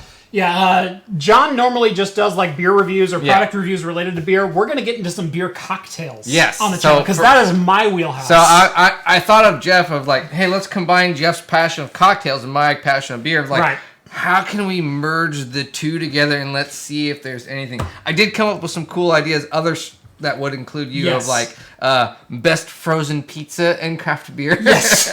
Or which I already responded to. You did. I didn't tell you about this one. I told you about Steve. It was I thought about though sitting you, Steve, Rhett, and me. We'll all sit around a table and I'll go buy a bunch of cart tacos, good actual Mexican tacos, and then I'll get a bunch of domestic Mexican beers, but you won't know what they are. Here, what is the best Mexican beer? Oh, that's with an interesting. Taco? So blind taste test. Blind taste test. So you guys all tell me what is the best Mexican beer that you can get pretty much anywhere. So we get a Corona, we get a Dos Equis. Dos Equis, whatever here's in Salem. Yeah.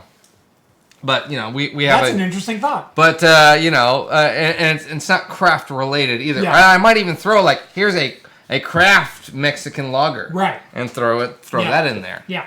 Yeah, but no limes, no nothing. Just that's the beer. But yeah, I thought that would be an interesting video. That would be an interesting video. What's with the tequila glasses? Oh, those are actually sample glasses. Are they? Okay. This was my other glitter beer review. So I'm actually doing I'll be shooting the video on this liquid one this weekend. Yeah. So this was a powdered version that I was told about originally too before. As you can. And I gotta say, John is being top notch with his video quality. I'm trying. I don't have. Just like me, for a very early channel. Yes, I'm trying. Your production value is top notch. Yeah. I gotta say. Thank you. It really is. I am trying. I don't have. There's two things when starting a YouTube channel. You have to be interesting, and you have to be watchable. Yes. As far as the video quality, I've seen so many entry level YouTube channels have the smartphone where they're walking around and they switch between portrait and landscape mode all the time, and they're okay, so today I'm taking a look at this thing, and hold on, I've actually got a better example of this. I can switch to camera too. It's the frame rate's terrible, which I'm doing this, but okay, so today I'm drinking this barrel aged bourbon stout, and it's I don't know, it's really good, and yeah, it's kind of dark. I'm gonna drink this now, okay? Yeah, it tastes like chocolate, and I wouldn't pay that much money for that. Thanks for watching. Like and subscribe. Yeah. No, yeah, there's a... And that is an entry level... That is and you know what? I've seen YouTube channel. They get 10,000 subscribers. I'm they do. How do you get that? And it ticks me off. It ticks me off so bad. The special thing about my channel, I'm doing a slight little more plug-in, but is versus other people where they, most of the times with beer channels and reviews, it is just their initial thought. I take you on the journey of the whole entire beer. Yes. You will watch me drink that whole entire beer. I fast forward through 90% of it. Most of my videos, 4 minutes. Yeah. 4 to 5 minutes. But you'll you'll notice that I have an initial thought at the beginning, and a lot of times that thought ends up changing at the end. Totally. That's one thing that most people who get into craft beer don't understand is the flavor changes as the beer temperature changes, as everything settles, as the head goes away, as everything with a craft beer that we go, oh, that's got a real nice nose to it, or oh, I like the head, or it's creamy, or it's this. That changes from the top of the pint to the bottom of the pint. Exactly. And it tastes different the entire way down. Yes, exactly. There'll be a video coming out with Steve and I, if you've seen Steve on here before, where we first had this beer. And at the very first, this is amazing. This is great. Yeah. End of the video. We would never buy this again. We'll never drink I've this had again. a couple like that. Yeah. Where first sip is like, oh my God, that's like the best beer I've ever had. And you set it down, and once it warms up 5 degrees, you go, yeah, it's ooh. And then you're halfway through, you're like, oh wow, that flavor's lingering in my throat, and I can't get it out. It just sits there, and I can't do anything with it. Yeah. So John, for his credit, used to own a tap house, owned a tap house for 2 years, knows what he's talking about when it comes to craft beer. He's been in this industry for quite a long time. Yeah. So check out his channel, give him some love, subscribe. Please subscribe. Please subscribe. It's fun. Yeah. I'm not trying to quit my day job, but I still love doing it, and I'm doing it for the love, and I hope just I want to entertain people, and I just do it for the love of it. Yep. So. Yeah, but he does a great job on the beer reviews. He's watchable. The video quality is pretty decent for what I have, the equipment that I have. Yeah. I haven't even invested $100 into this channel. So John, I want to give you something. Okay. I want to give you something. All right. Okay. All right. So this is a gift. I was not prepared. Oh, I thought you were going to give me the Stormtrooper. I'm not going to give you the Stormtrooper. Okay, that's cool. Thanks. So I started my channel with a decent lens quality. Yeah. Using this lens right here. This is a 28 to 80 millimeter f3.5 constant with a very wide focus range. It's a macro lens. It's manual focus only. Okay. But it is excellent for cinema. Okay. I happen to have a Canon lens mount adapter, so you can slap it on your camera. Oh, that's awesome. That is yours, and that is yours. Fantastic. Thank you. Oh, that is super appreciated. That's awesome. So, first video will be the glitter beer video. Yes.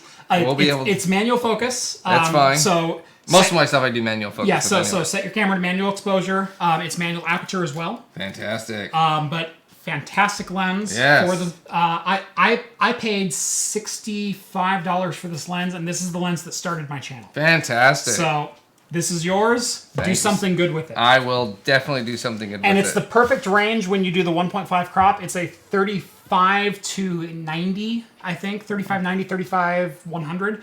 So it's a good portrait lens. Fantastic. Which is excellent. And it's macro. Ooh, at its so wide I can end. So you can get really close. You can get some really tight shots. That's been the hardest, is getting really close shots. Yeah, I shot a video this week on my channel that will never ever see the light of day. I want to see it. And it's the first time I've done it. And basically what I did was I upgraded my lenses and my camera body, and I kind of wanted to give like a thank you to the audience to say, because of your viewership and your donations and your patronage and things like that, I've been able to upgrade. What the video ended up being was because I was off the cuff. I got home I got home yesterday afternoon. I wasn't drunk. In fact, I had just like what did I drink?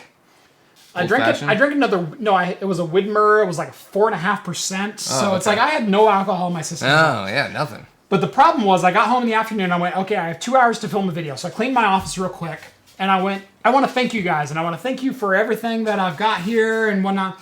What the video ended up sounding like was I was begging for more money. Because I pimped the Patreon and the Amazon affiliate links so hard. Oh. And I watched the video back and I went, I can't play that. And I Jeff is the new PBS. And I don't know how to rewrite it. And it's just not good. Have you seen that video of the PBS my neighbor, Mr. Rogers. Yeah. That you're like the new Mr. Rogers That's of right. YouTube. That's right. You're like, you need to give me $27 million now. That's right. Yeah. So, but anyway, I was like, okay, I want to show off like the lens quality, and what I was going to do was like a fade from one camera to the other, because I've gone from at least 3 or 4 lenses. 3 or 4 lenses, 3 or 4 cameras. Yeah. So I'll do a brief synopsis of what I've done here. This could be it right here. So this is the gist of the video that I was going to publish. So if you're watching this is the video that you missed. Well, no one missed it. No one missed it because you didn't know it existed. Yeah, exactly. Because it will never exist because I actually deleted the raw footage. Because it was just bad. I sounded condescending and just rude and like, please give me more money. And I hated the voice. So never going to see it. But I do appreciate your guys watching. I appreciate your patronage. I appreciate you commenting. I appreciate you being a part of the videos. And without you, I couldn't do what I'm doing now. So thank you. Half of our dialogue comes from just reading your guys' comments. That's right. Drunken Mr. Rogers. I like it. So I started my channel with this camera right here. This is a Canon Vixia HF R600. And the reason I bought this was I figured if I'm going to be PC Master Race, if I'm going to be a tech channel, I need to shoot in 1080p, 60 FPS. This camera does that for $130. That was the pure and simple mathematical reason. Why did I buy this camera? Now you notice I put a wide angle lens on top of this. That's because the lens on this thing sucks donkey something. And it is terrible for studio use. It is good for like your kids' basketball games. It's pretty decent in low light, and it's got a really good stabilizer on it. The problem is it's not nearly wide enough, even to use in my space, which is from the front of my desk to the end is about 10 feet. I had to put the camera against the wall for me to be in focus and you to see enough of the background here. So this is the camera you saw in like the first 4 or 5 videos. When I moved out of my studio above John's tap house, I bought this guy here, which is a Sony NEX5R, and I paired it with this lens, which is an old Minolta mount 28 to 80 millimeter f3.5. So I got a 3.5 constant, but I also paired it with a speed booster. This turned it into an f2.2-ish constant aperture. But it's a macro lens. I love the lens quality on this. The problem is I ran into issues with the camera itself. That is, I can only record for 10 minutes at a time, and the camera tends to overheat. Battery? So the battery would overheat, the processor would overheat. I just ran into a ton of issues. Reverend, you the man. All right, thank you, sir. $2, I appreciate it, man. No So basically what I ran into was I love the image quality on this. But working with this camera body in studio was such a pain in the ass, I couldn't do it. So I recorded on this, and I recorded a lot of my B-roll footage on this, which is like my pan shots or my macro shots. But I recorded all of my A footage on this still. So if you go back about a month and a half in my videos... That's why your B footage looked really nice. That's why it looked really good and really smooth and really crisp. But you go to the A frame, and everything was just really fuzzy. Like, it was sharp, like dead center. But anything from like here out was like out of focus. And it was just not good. So, yeah. I saw those old videos. I was here when there was like 500 subs. Thank you, my man. You've been subscribing since like October of last year. So I appreciate you. Thank you. But anyway, so this was such a pain in the butt to use in studio, I couldn't use this because my average raw shoot is about 20 to 30 minutes. And I couldn't record that much, let alone in one sitting. But I would have to wait 20 minutes in between for this to cool down so I could record again. Jeez, you took... Yeah, I didn't even know that. It was a pain in the ass to get my footage out. But my footage has to be viewable and audible as far as you need to be able to hear me talk. But it also needs to be viewable and of a certain quality. And this gave me the quality, but it was such a pain in the butt, I had to go back to this. And so for November and December and half of January, I was recording on the camcorder still. And I hate the footage. And the last video I recorded on this was the overclock benchmark video for the 2200G, the AMD APU. After this video, I bought this new Sony body. I bought a Sony a6000, which I paired this lens with, which is a good lens. Yeah, it looks fantastic. But it has some issues in the corners. It has a couple other issues that just made it to the point where I didn't want to use it anymore. And so I upgraded to a Tokina 20-35 and this Tamron 28-75. Phenomenal quality pro lenses. which is why we are so sharp, and I'm sharp all the way to the corner of this image. That was what I was about to say. Like, the one with ret and everything, there was the this edges. Is normally terrible. Yeah. This is beautiful. It's usually on this camera. Right here was really good. Yeah, even on the new body, I was sharp to like here, and then it like kind of fuzzed out.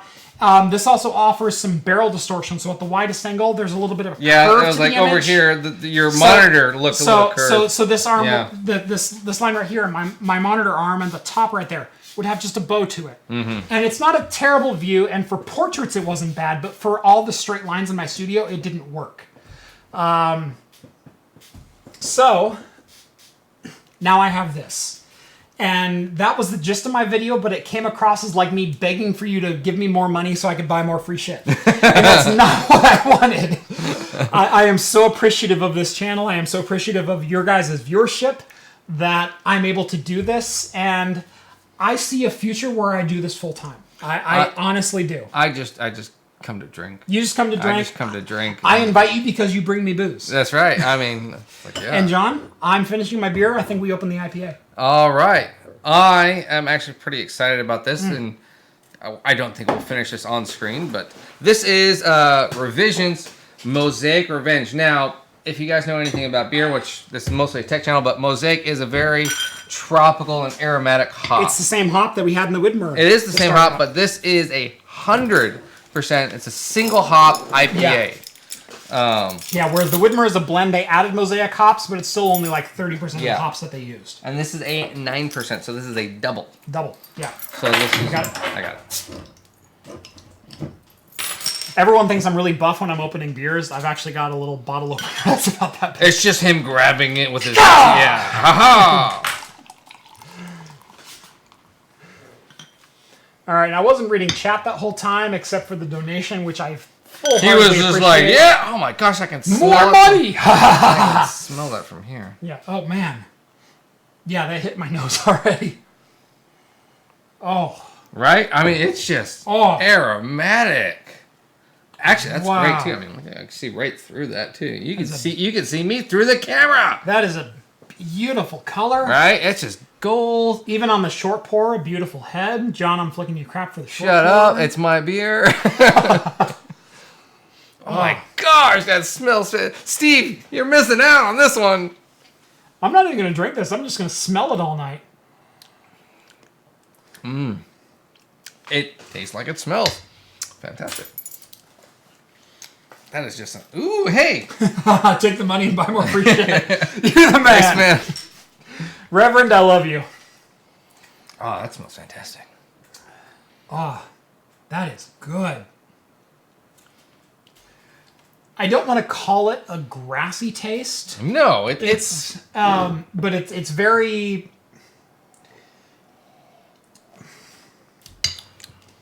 natural taste. Yeah. I'm trying to think of the right word without saying like grassy or... It has almost like a fruit peel. Yeah. Like a good rind. Yeah, like a sweet rind. You ever have kumquats? Yes. So you know how the rind is actually sweeter than the internal. It almost has that of like an orange, like a sweet orange rind. A lot of orange to that. Yeah. Yeah. I don't have an extra bottle. Yeah. Sorry, Steve. I even asked you if you wanted to do a review on this. You refused and wanted to do the barrel-aged red ale, which I thought was fantastic, but he ended up hating in the end because it was hopped. Oh, okay. Steve went on a big tissy fit because it was a hopped red ale? It was a hopped bourbon cast ale. Well, that's interesting. And I thought it was a fantastic beer but there was no hop to it at all. I've been really leaning towards reds lately. Oh, I love a good red. I love European reds because there's almost no hops to it. Right, they're super smooth all the way through. Super smooth, malty, sweet. Yeah. But this was a Innocent Guns. It was a bourbon cast hopped red ale, and which sounds amazing. It was great. I thought it was smooth. 7%, so it wasn't super boozy. Right, smooth. But Steve basically hated the fact that it said hopped on it. Yeah. Someone says still have their waterbed and they love it. Oh, I'm reading back through comments right now because I went on my thank you, give me more money. Yeah. You almost lost your voice in that too. I did. Well, I wasn't drinking during that time, so. I have a serious problem with my vocal cords where throughout the day I will just naturally lose my voice. No. And it's really frustrating. Is it yelling at all the people for the IT and probably stuff? It's probably getting to the end of my rope and then driving home and then going, I just can't talk anymore. But I just naturally lose my voice. And I'm not a loudspeaker. I'm not, you're not. grungy or anything like that. I just don't have the endurance in my vocal cords to keep going all day. And so at the end of the show, I'm usually just like beat. And tomorrow I will not be able to talk. I don't know if you noticed the last video that I posted. I sounded real, like it was a beautiful sound in my voice. I filmed that at 7 in the morning. When Jeff's late at night, he sounds like he has an old grunge voice. Yeah, exactly. Like he's been smoking 2 packs a day. Yes, if you're paying attention, I drink a beer at 7 in the morning for you guys. I drink that all the time. That's fine. Unofficially. I was like, 7 in the morning. Yeah, the kids are asleep. The wife's still asleep. The dogs aren't up yet.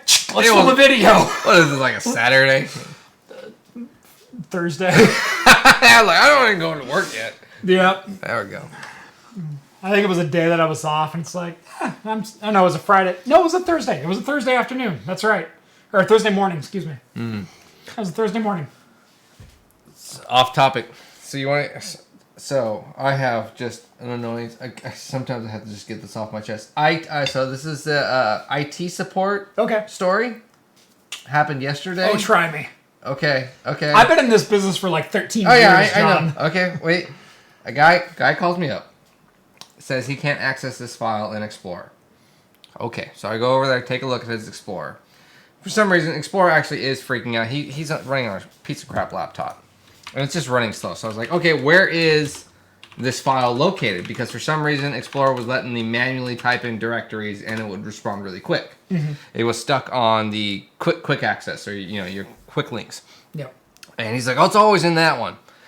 And so it's like, well, where's the directory? He's like, oh, it's on my desktop. And he just had a bunch of windows open. And he's always accessing all of his desktop files through Windows Explorer. So I just minimize all the windows. It's like, you mean that file right there that's on your desktop? Oh, yeah, that's the one, thanks. Yeah. You called me all the way from across the building to come and minimize some windows for you. Let's see. What's a story I can tell? I have more. Oh, I've got a good one. Okay. One of our sites,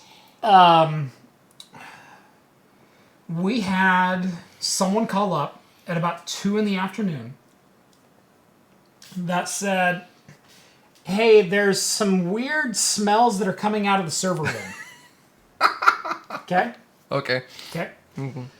I said, what kind of smells? Well, kind of like smoky. Like it smells like something's on fire. Okay, it could be dangerous, yeah. I said, okay. Yeah. We'll be right over. When did this start? Oh, it's been happening all day. Oh, yeah. There's this smoky, burning smell. Okay. So this building is like 40,000 square feet. And the server room is near the center of this building. I open the building, and immediately my nose starts burning from the fumes. Okay? That hot melted like acidic. Yep, I know that smell. Yeah, that burnt electronic smell hits your nose and it like scorches all the way to your lungs. That hit my lungs 150 yards from the point of interest. Okay?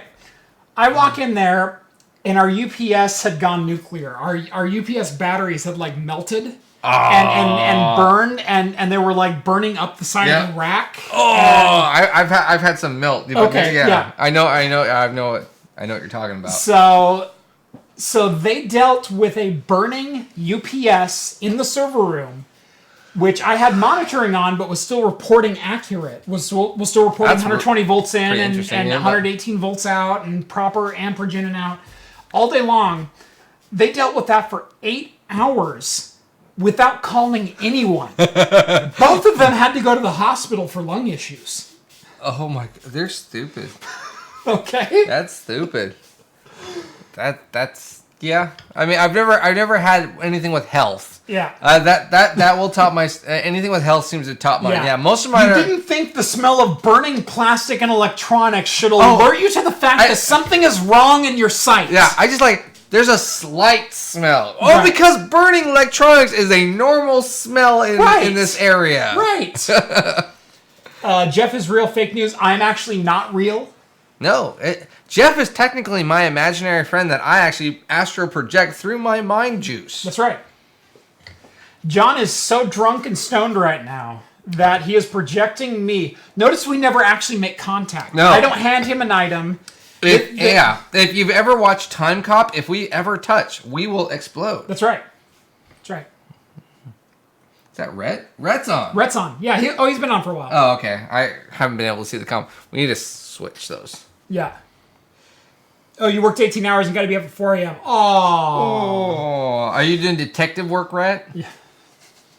Did you know Rhett's a licensed PI? I did. Oh, yes. Yep. So, yes, you guys, if you ever need to hire a detective, Rhett's the guy to call. He also works in the theater. Yes. Theater. Love you, Rhett. Please come back next week. I thought Steve's on. No. No, it's Rhett. It is Rhett on. Jeff, is this the Matrix? It may be. I have no way of either confirming or denying that.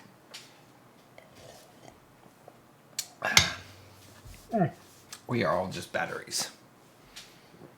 It's a good beer. It could be a little colder, but it's been sitting here for an I was trying hour. to think of a cipher quote, and nothing was coming to mind. Right. You know, when I drink this, my mind tells me that it's hoppy and delicious. But I know it's just neural. That's like a smooth There it is. Like I said, I was trying to think of what he said in the Matrix. The steak quote. The steak. At least I didn't go into causality. Yes.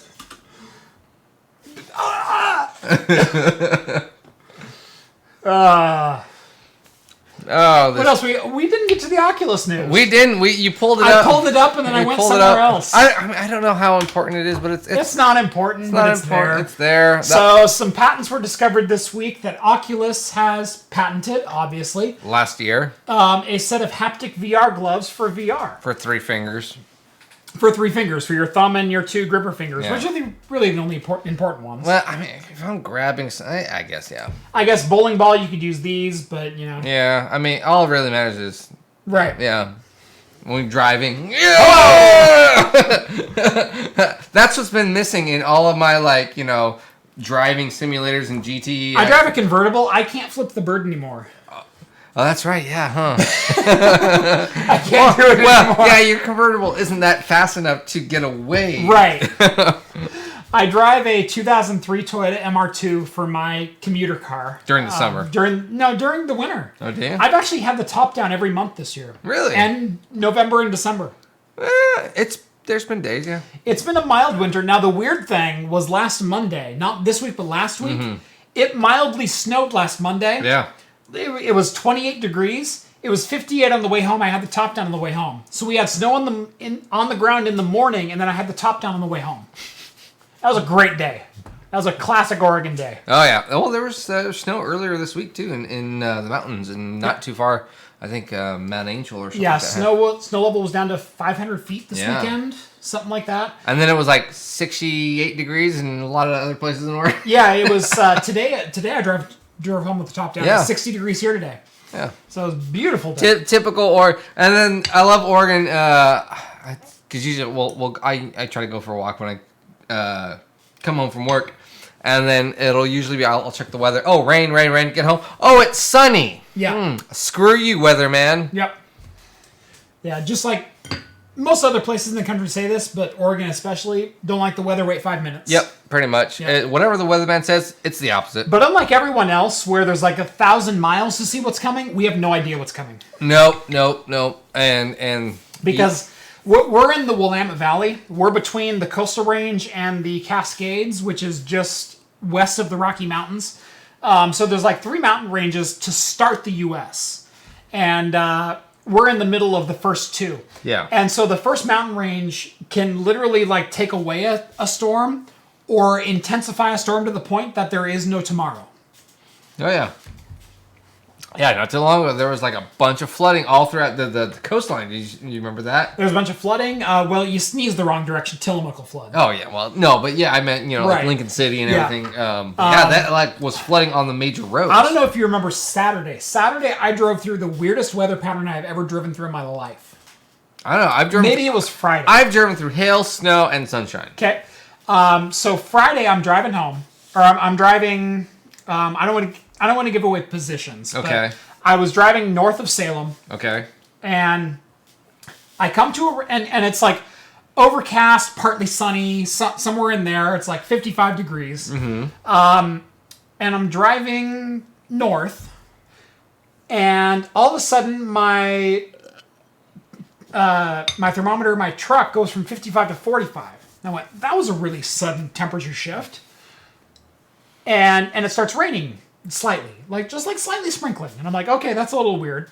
Even for Oregon, that's like a weird, I'm 10 between degrees, patterns kind of thing. Yeah. There was a 1 mile stretch on the highway where there were 2 inches of hail on the side of the road. Yeah, that's pretty weird. And it was only for a mile. Yes. And they were like dime-sized hail, which is yeah. really weird for this region of the country. Yeah. We usually get pretty decent size, but yeah. We can get like BB size, maybe slightly larger. A little larger. These were like dime-sized hail. That's big. Okay. Yeah. And I'm driving around, and it's like perfectly clear behind me, and it's 55 degrees. I hit this region. There's literally 2 inches of hail on the side of the road. It looked like it snowed in all the fields beside me. My truck is all of a sudden sliding from side to side because the road is just wet and icy. And I'm like, holy crap, what the hell happened here?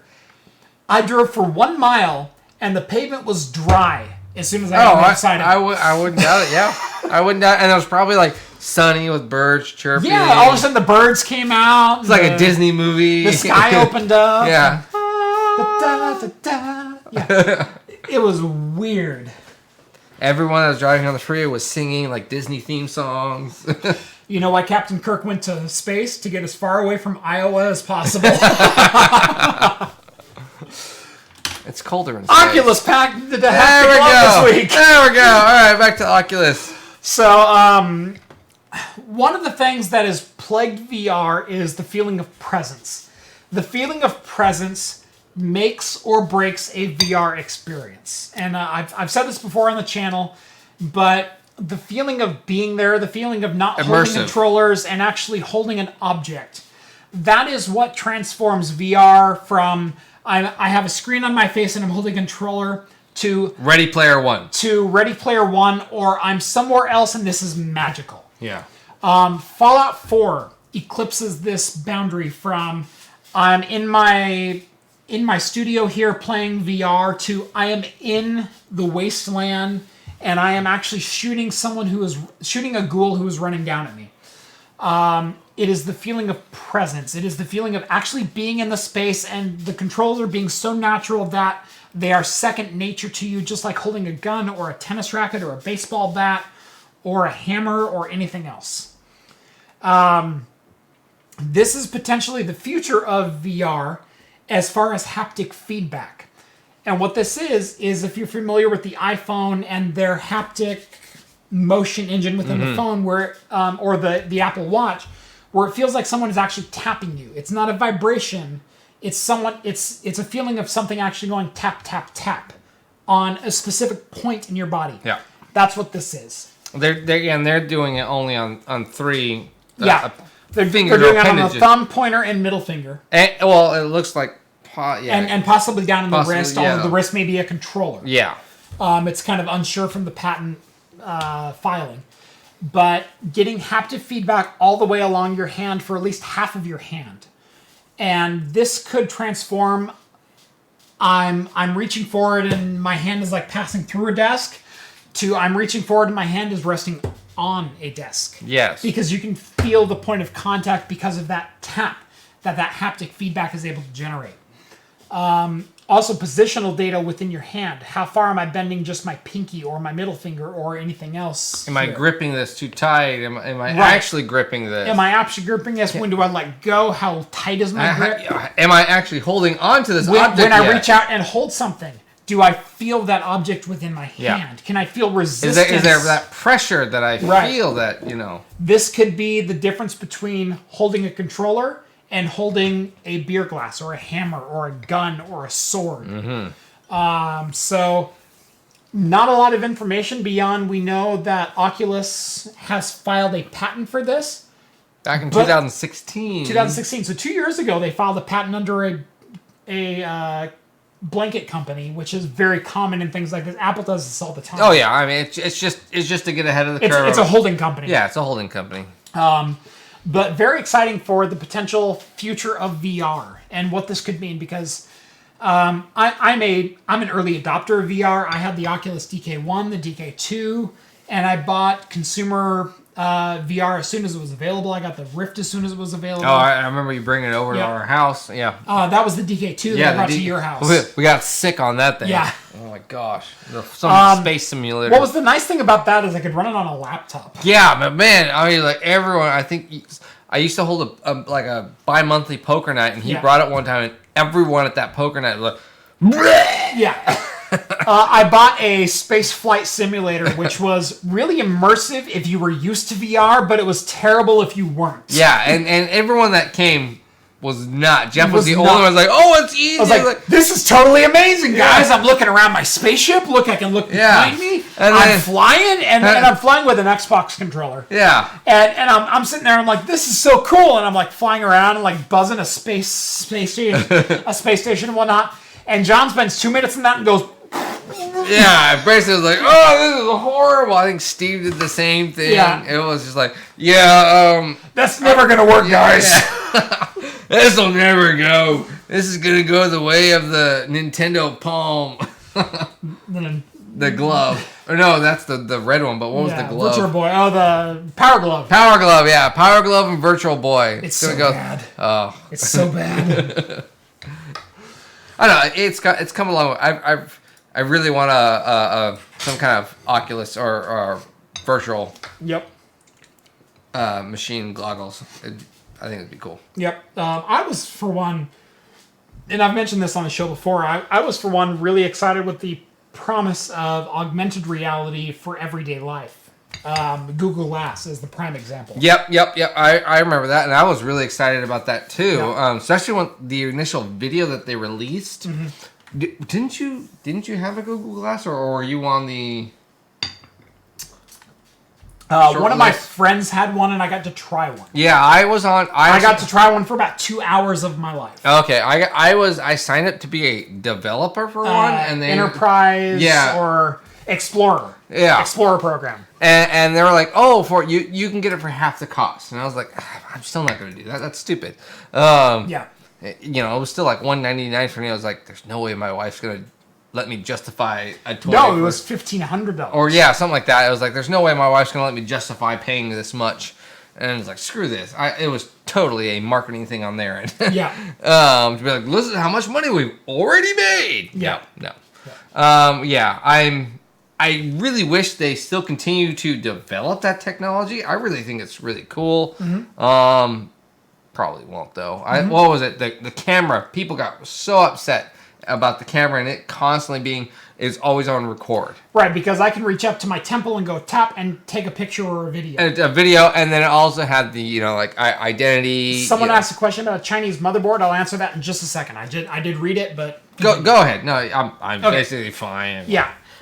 So, question about the old Chinese motherboard. So, if you remember the start of my channel, I started with a Chinese motherboard review, and it was a motherboard from, I don't think it was even Hunan, it was some weird manufacturer that I never figured out who it was.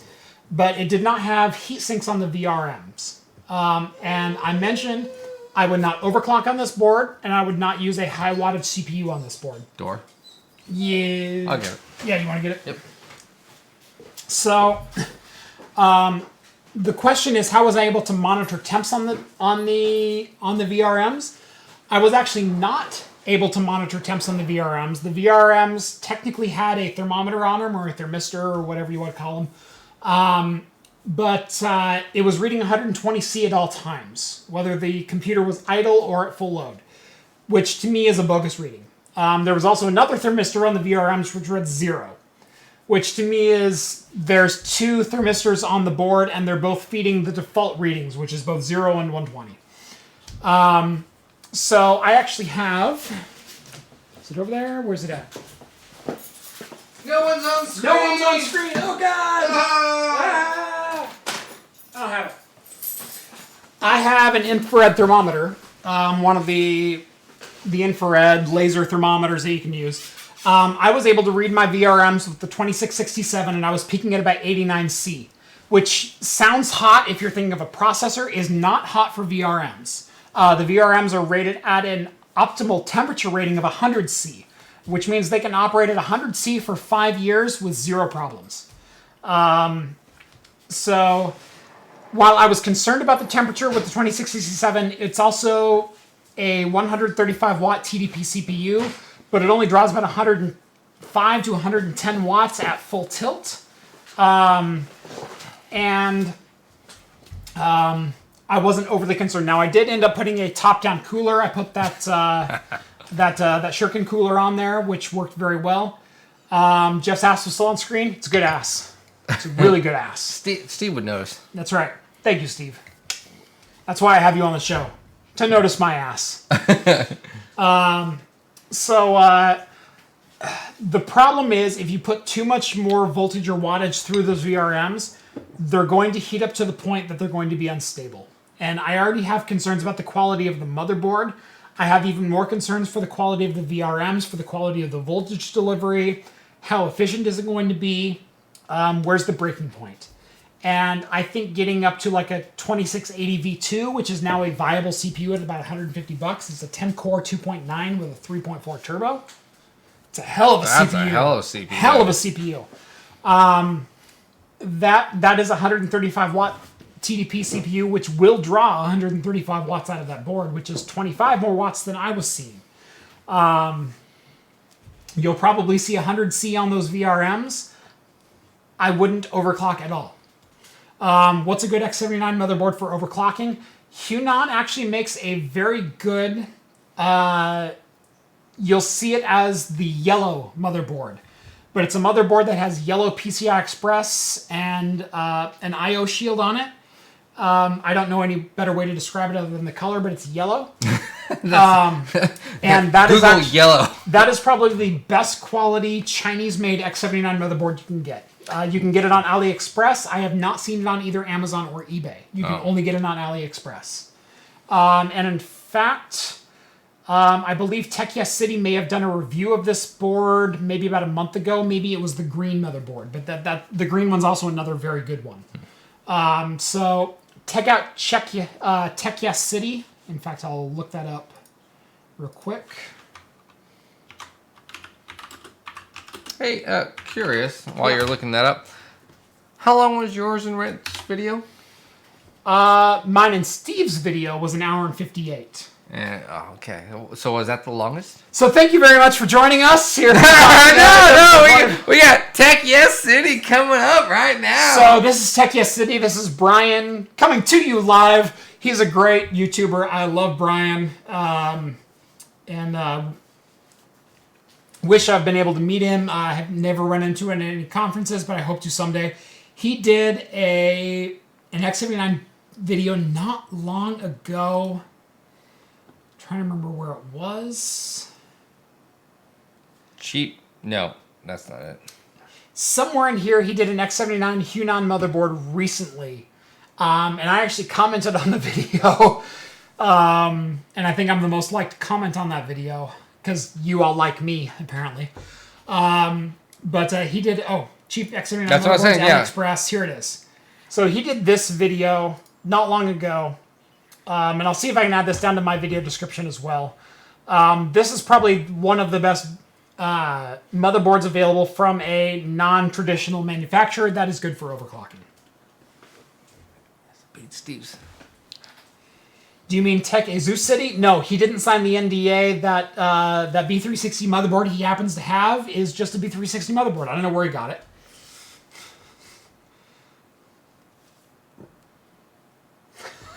But back to this beer. Sorry, but a good actually, beer. it did talk about orange and grassiness. So we are both on point. It's almost like we know what we're talking about. I'm getting better at this crap, we John. go. I'm telling you. Like I said, it's a real subtle grassy taste. It is, but yeah, it talks about orange, guava, and grassiness. Guava. That's the other taste that I'm tasting. Yes. Orange, guava, and grassiness. So. Hang on, we just need another. No, we're already over it. It was 158 even. So we have the new record here on Talking Heads, episode 25. Wrong finger, so it's totally fine. I dropped a couple S-bombs. It's okay. That's fine. Said ass a couple times. Steve pointed out my ass. It was a tomato.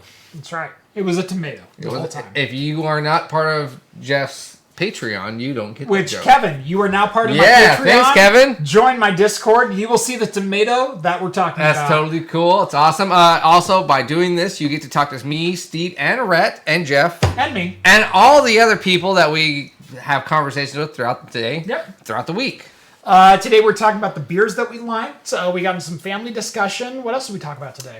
You had some just random hey, give me quick short questions. That's right. I am working on a Q&A video that may be exclusive to the Patreon backers, where you ask me questions and I will answer on video the answer to that question. Yeah. Also, you were talking about just quick, hey, these are up and coming videos that we might talk about or do. You get sneak peeks of my video, Yep. including I got one of my Wish.com video card orders in. Yes.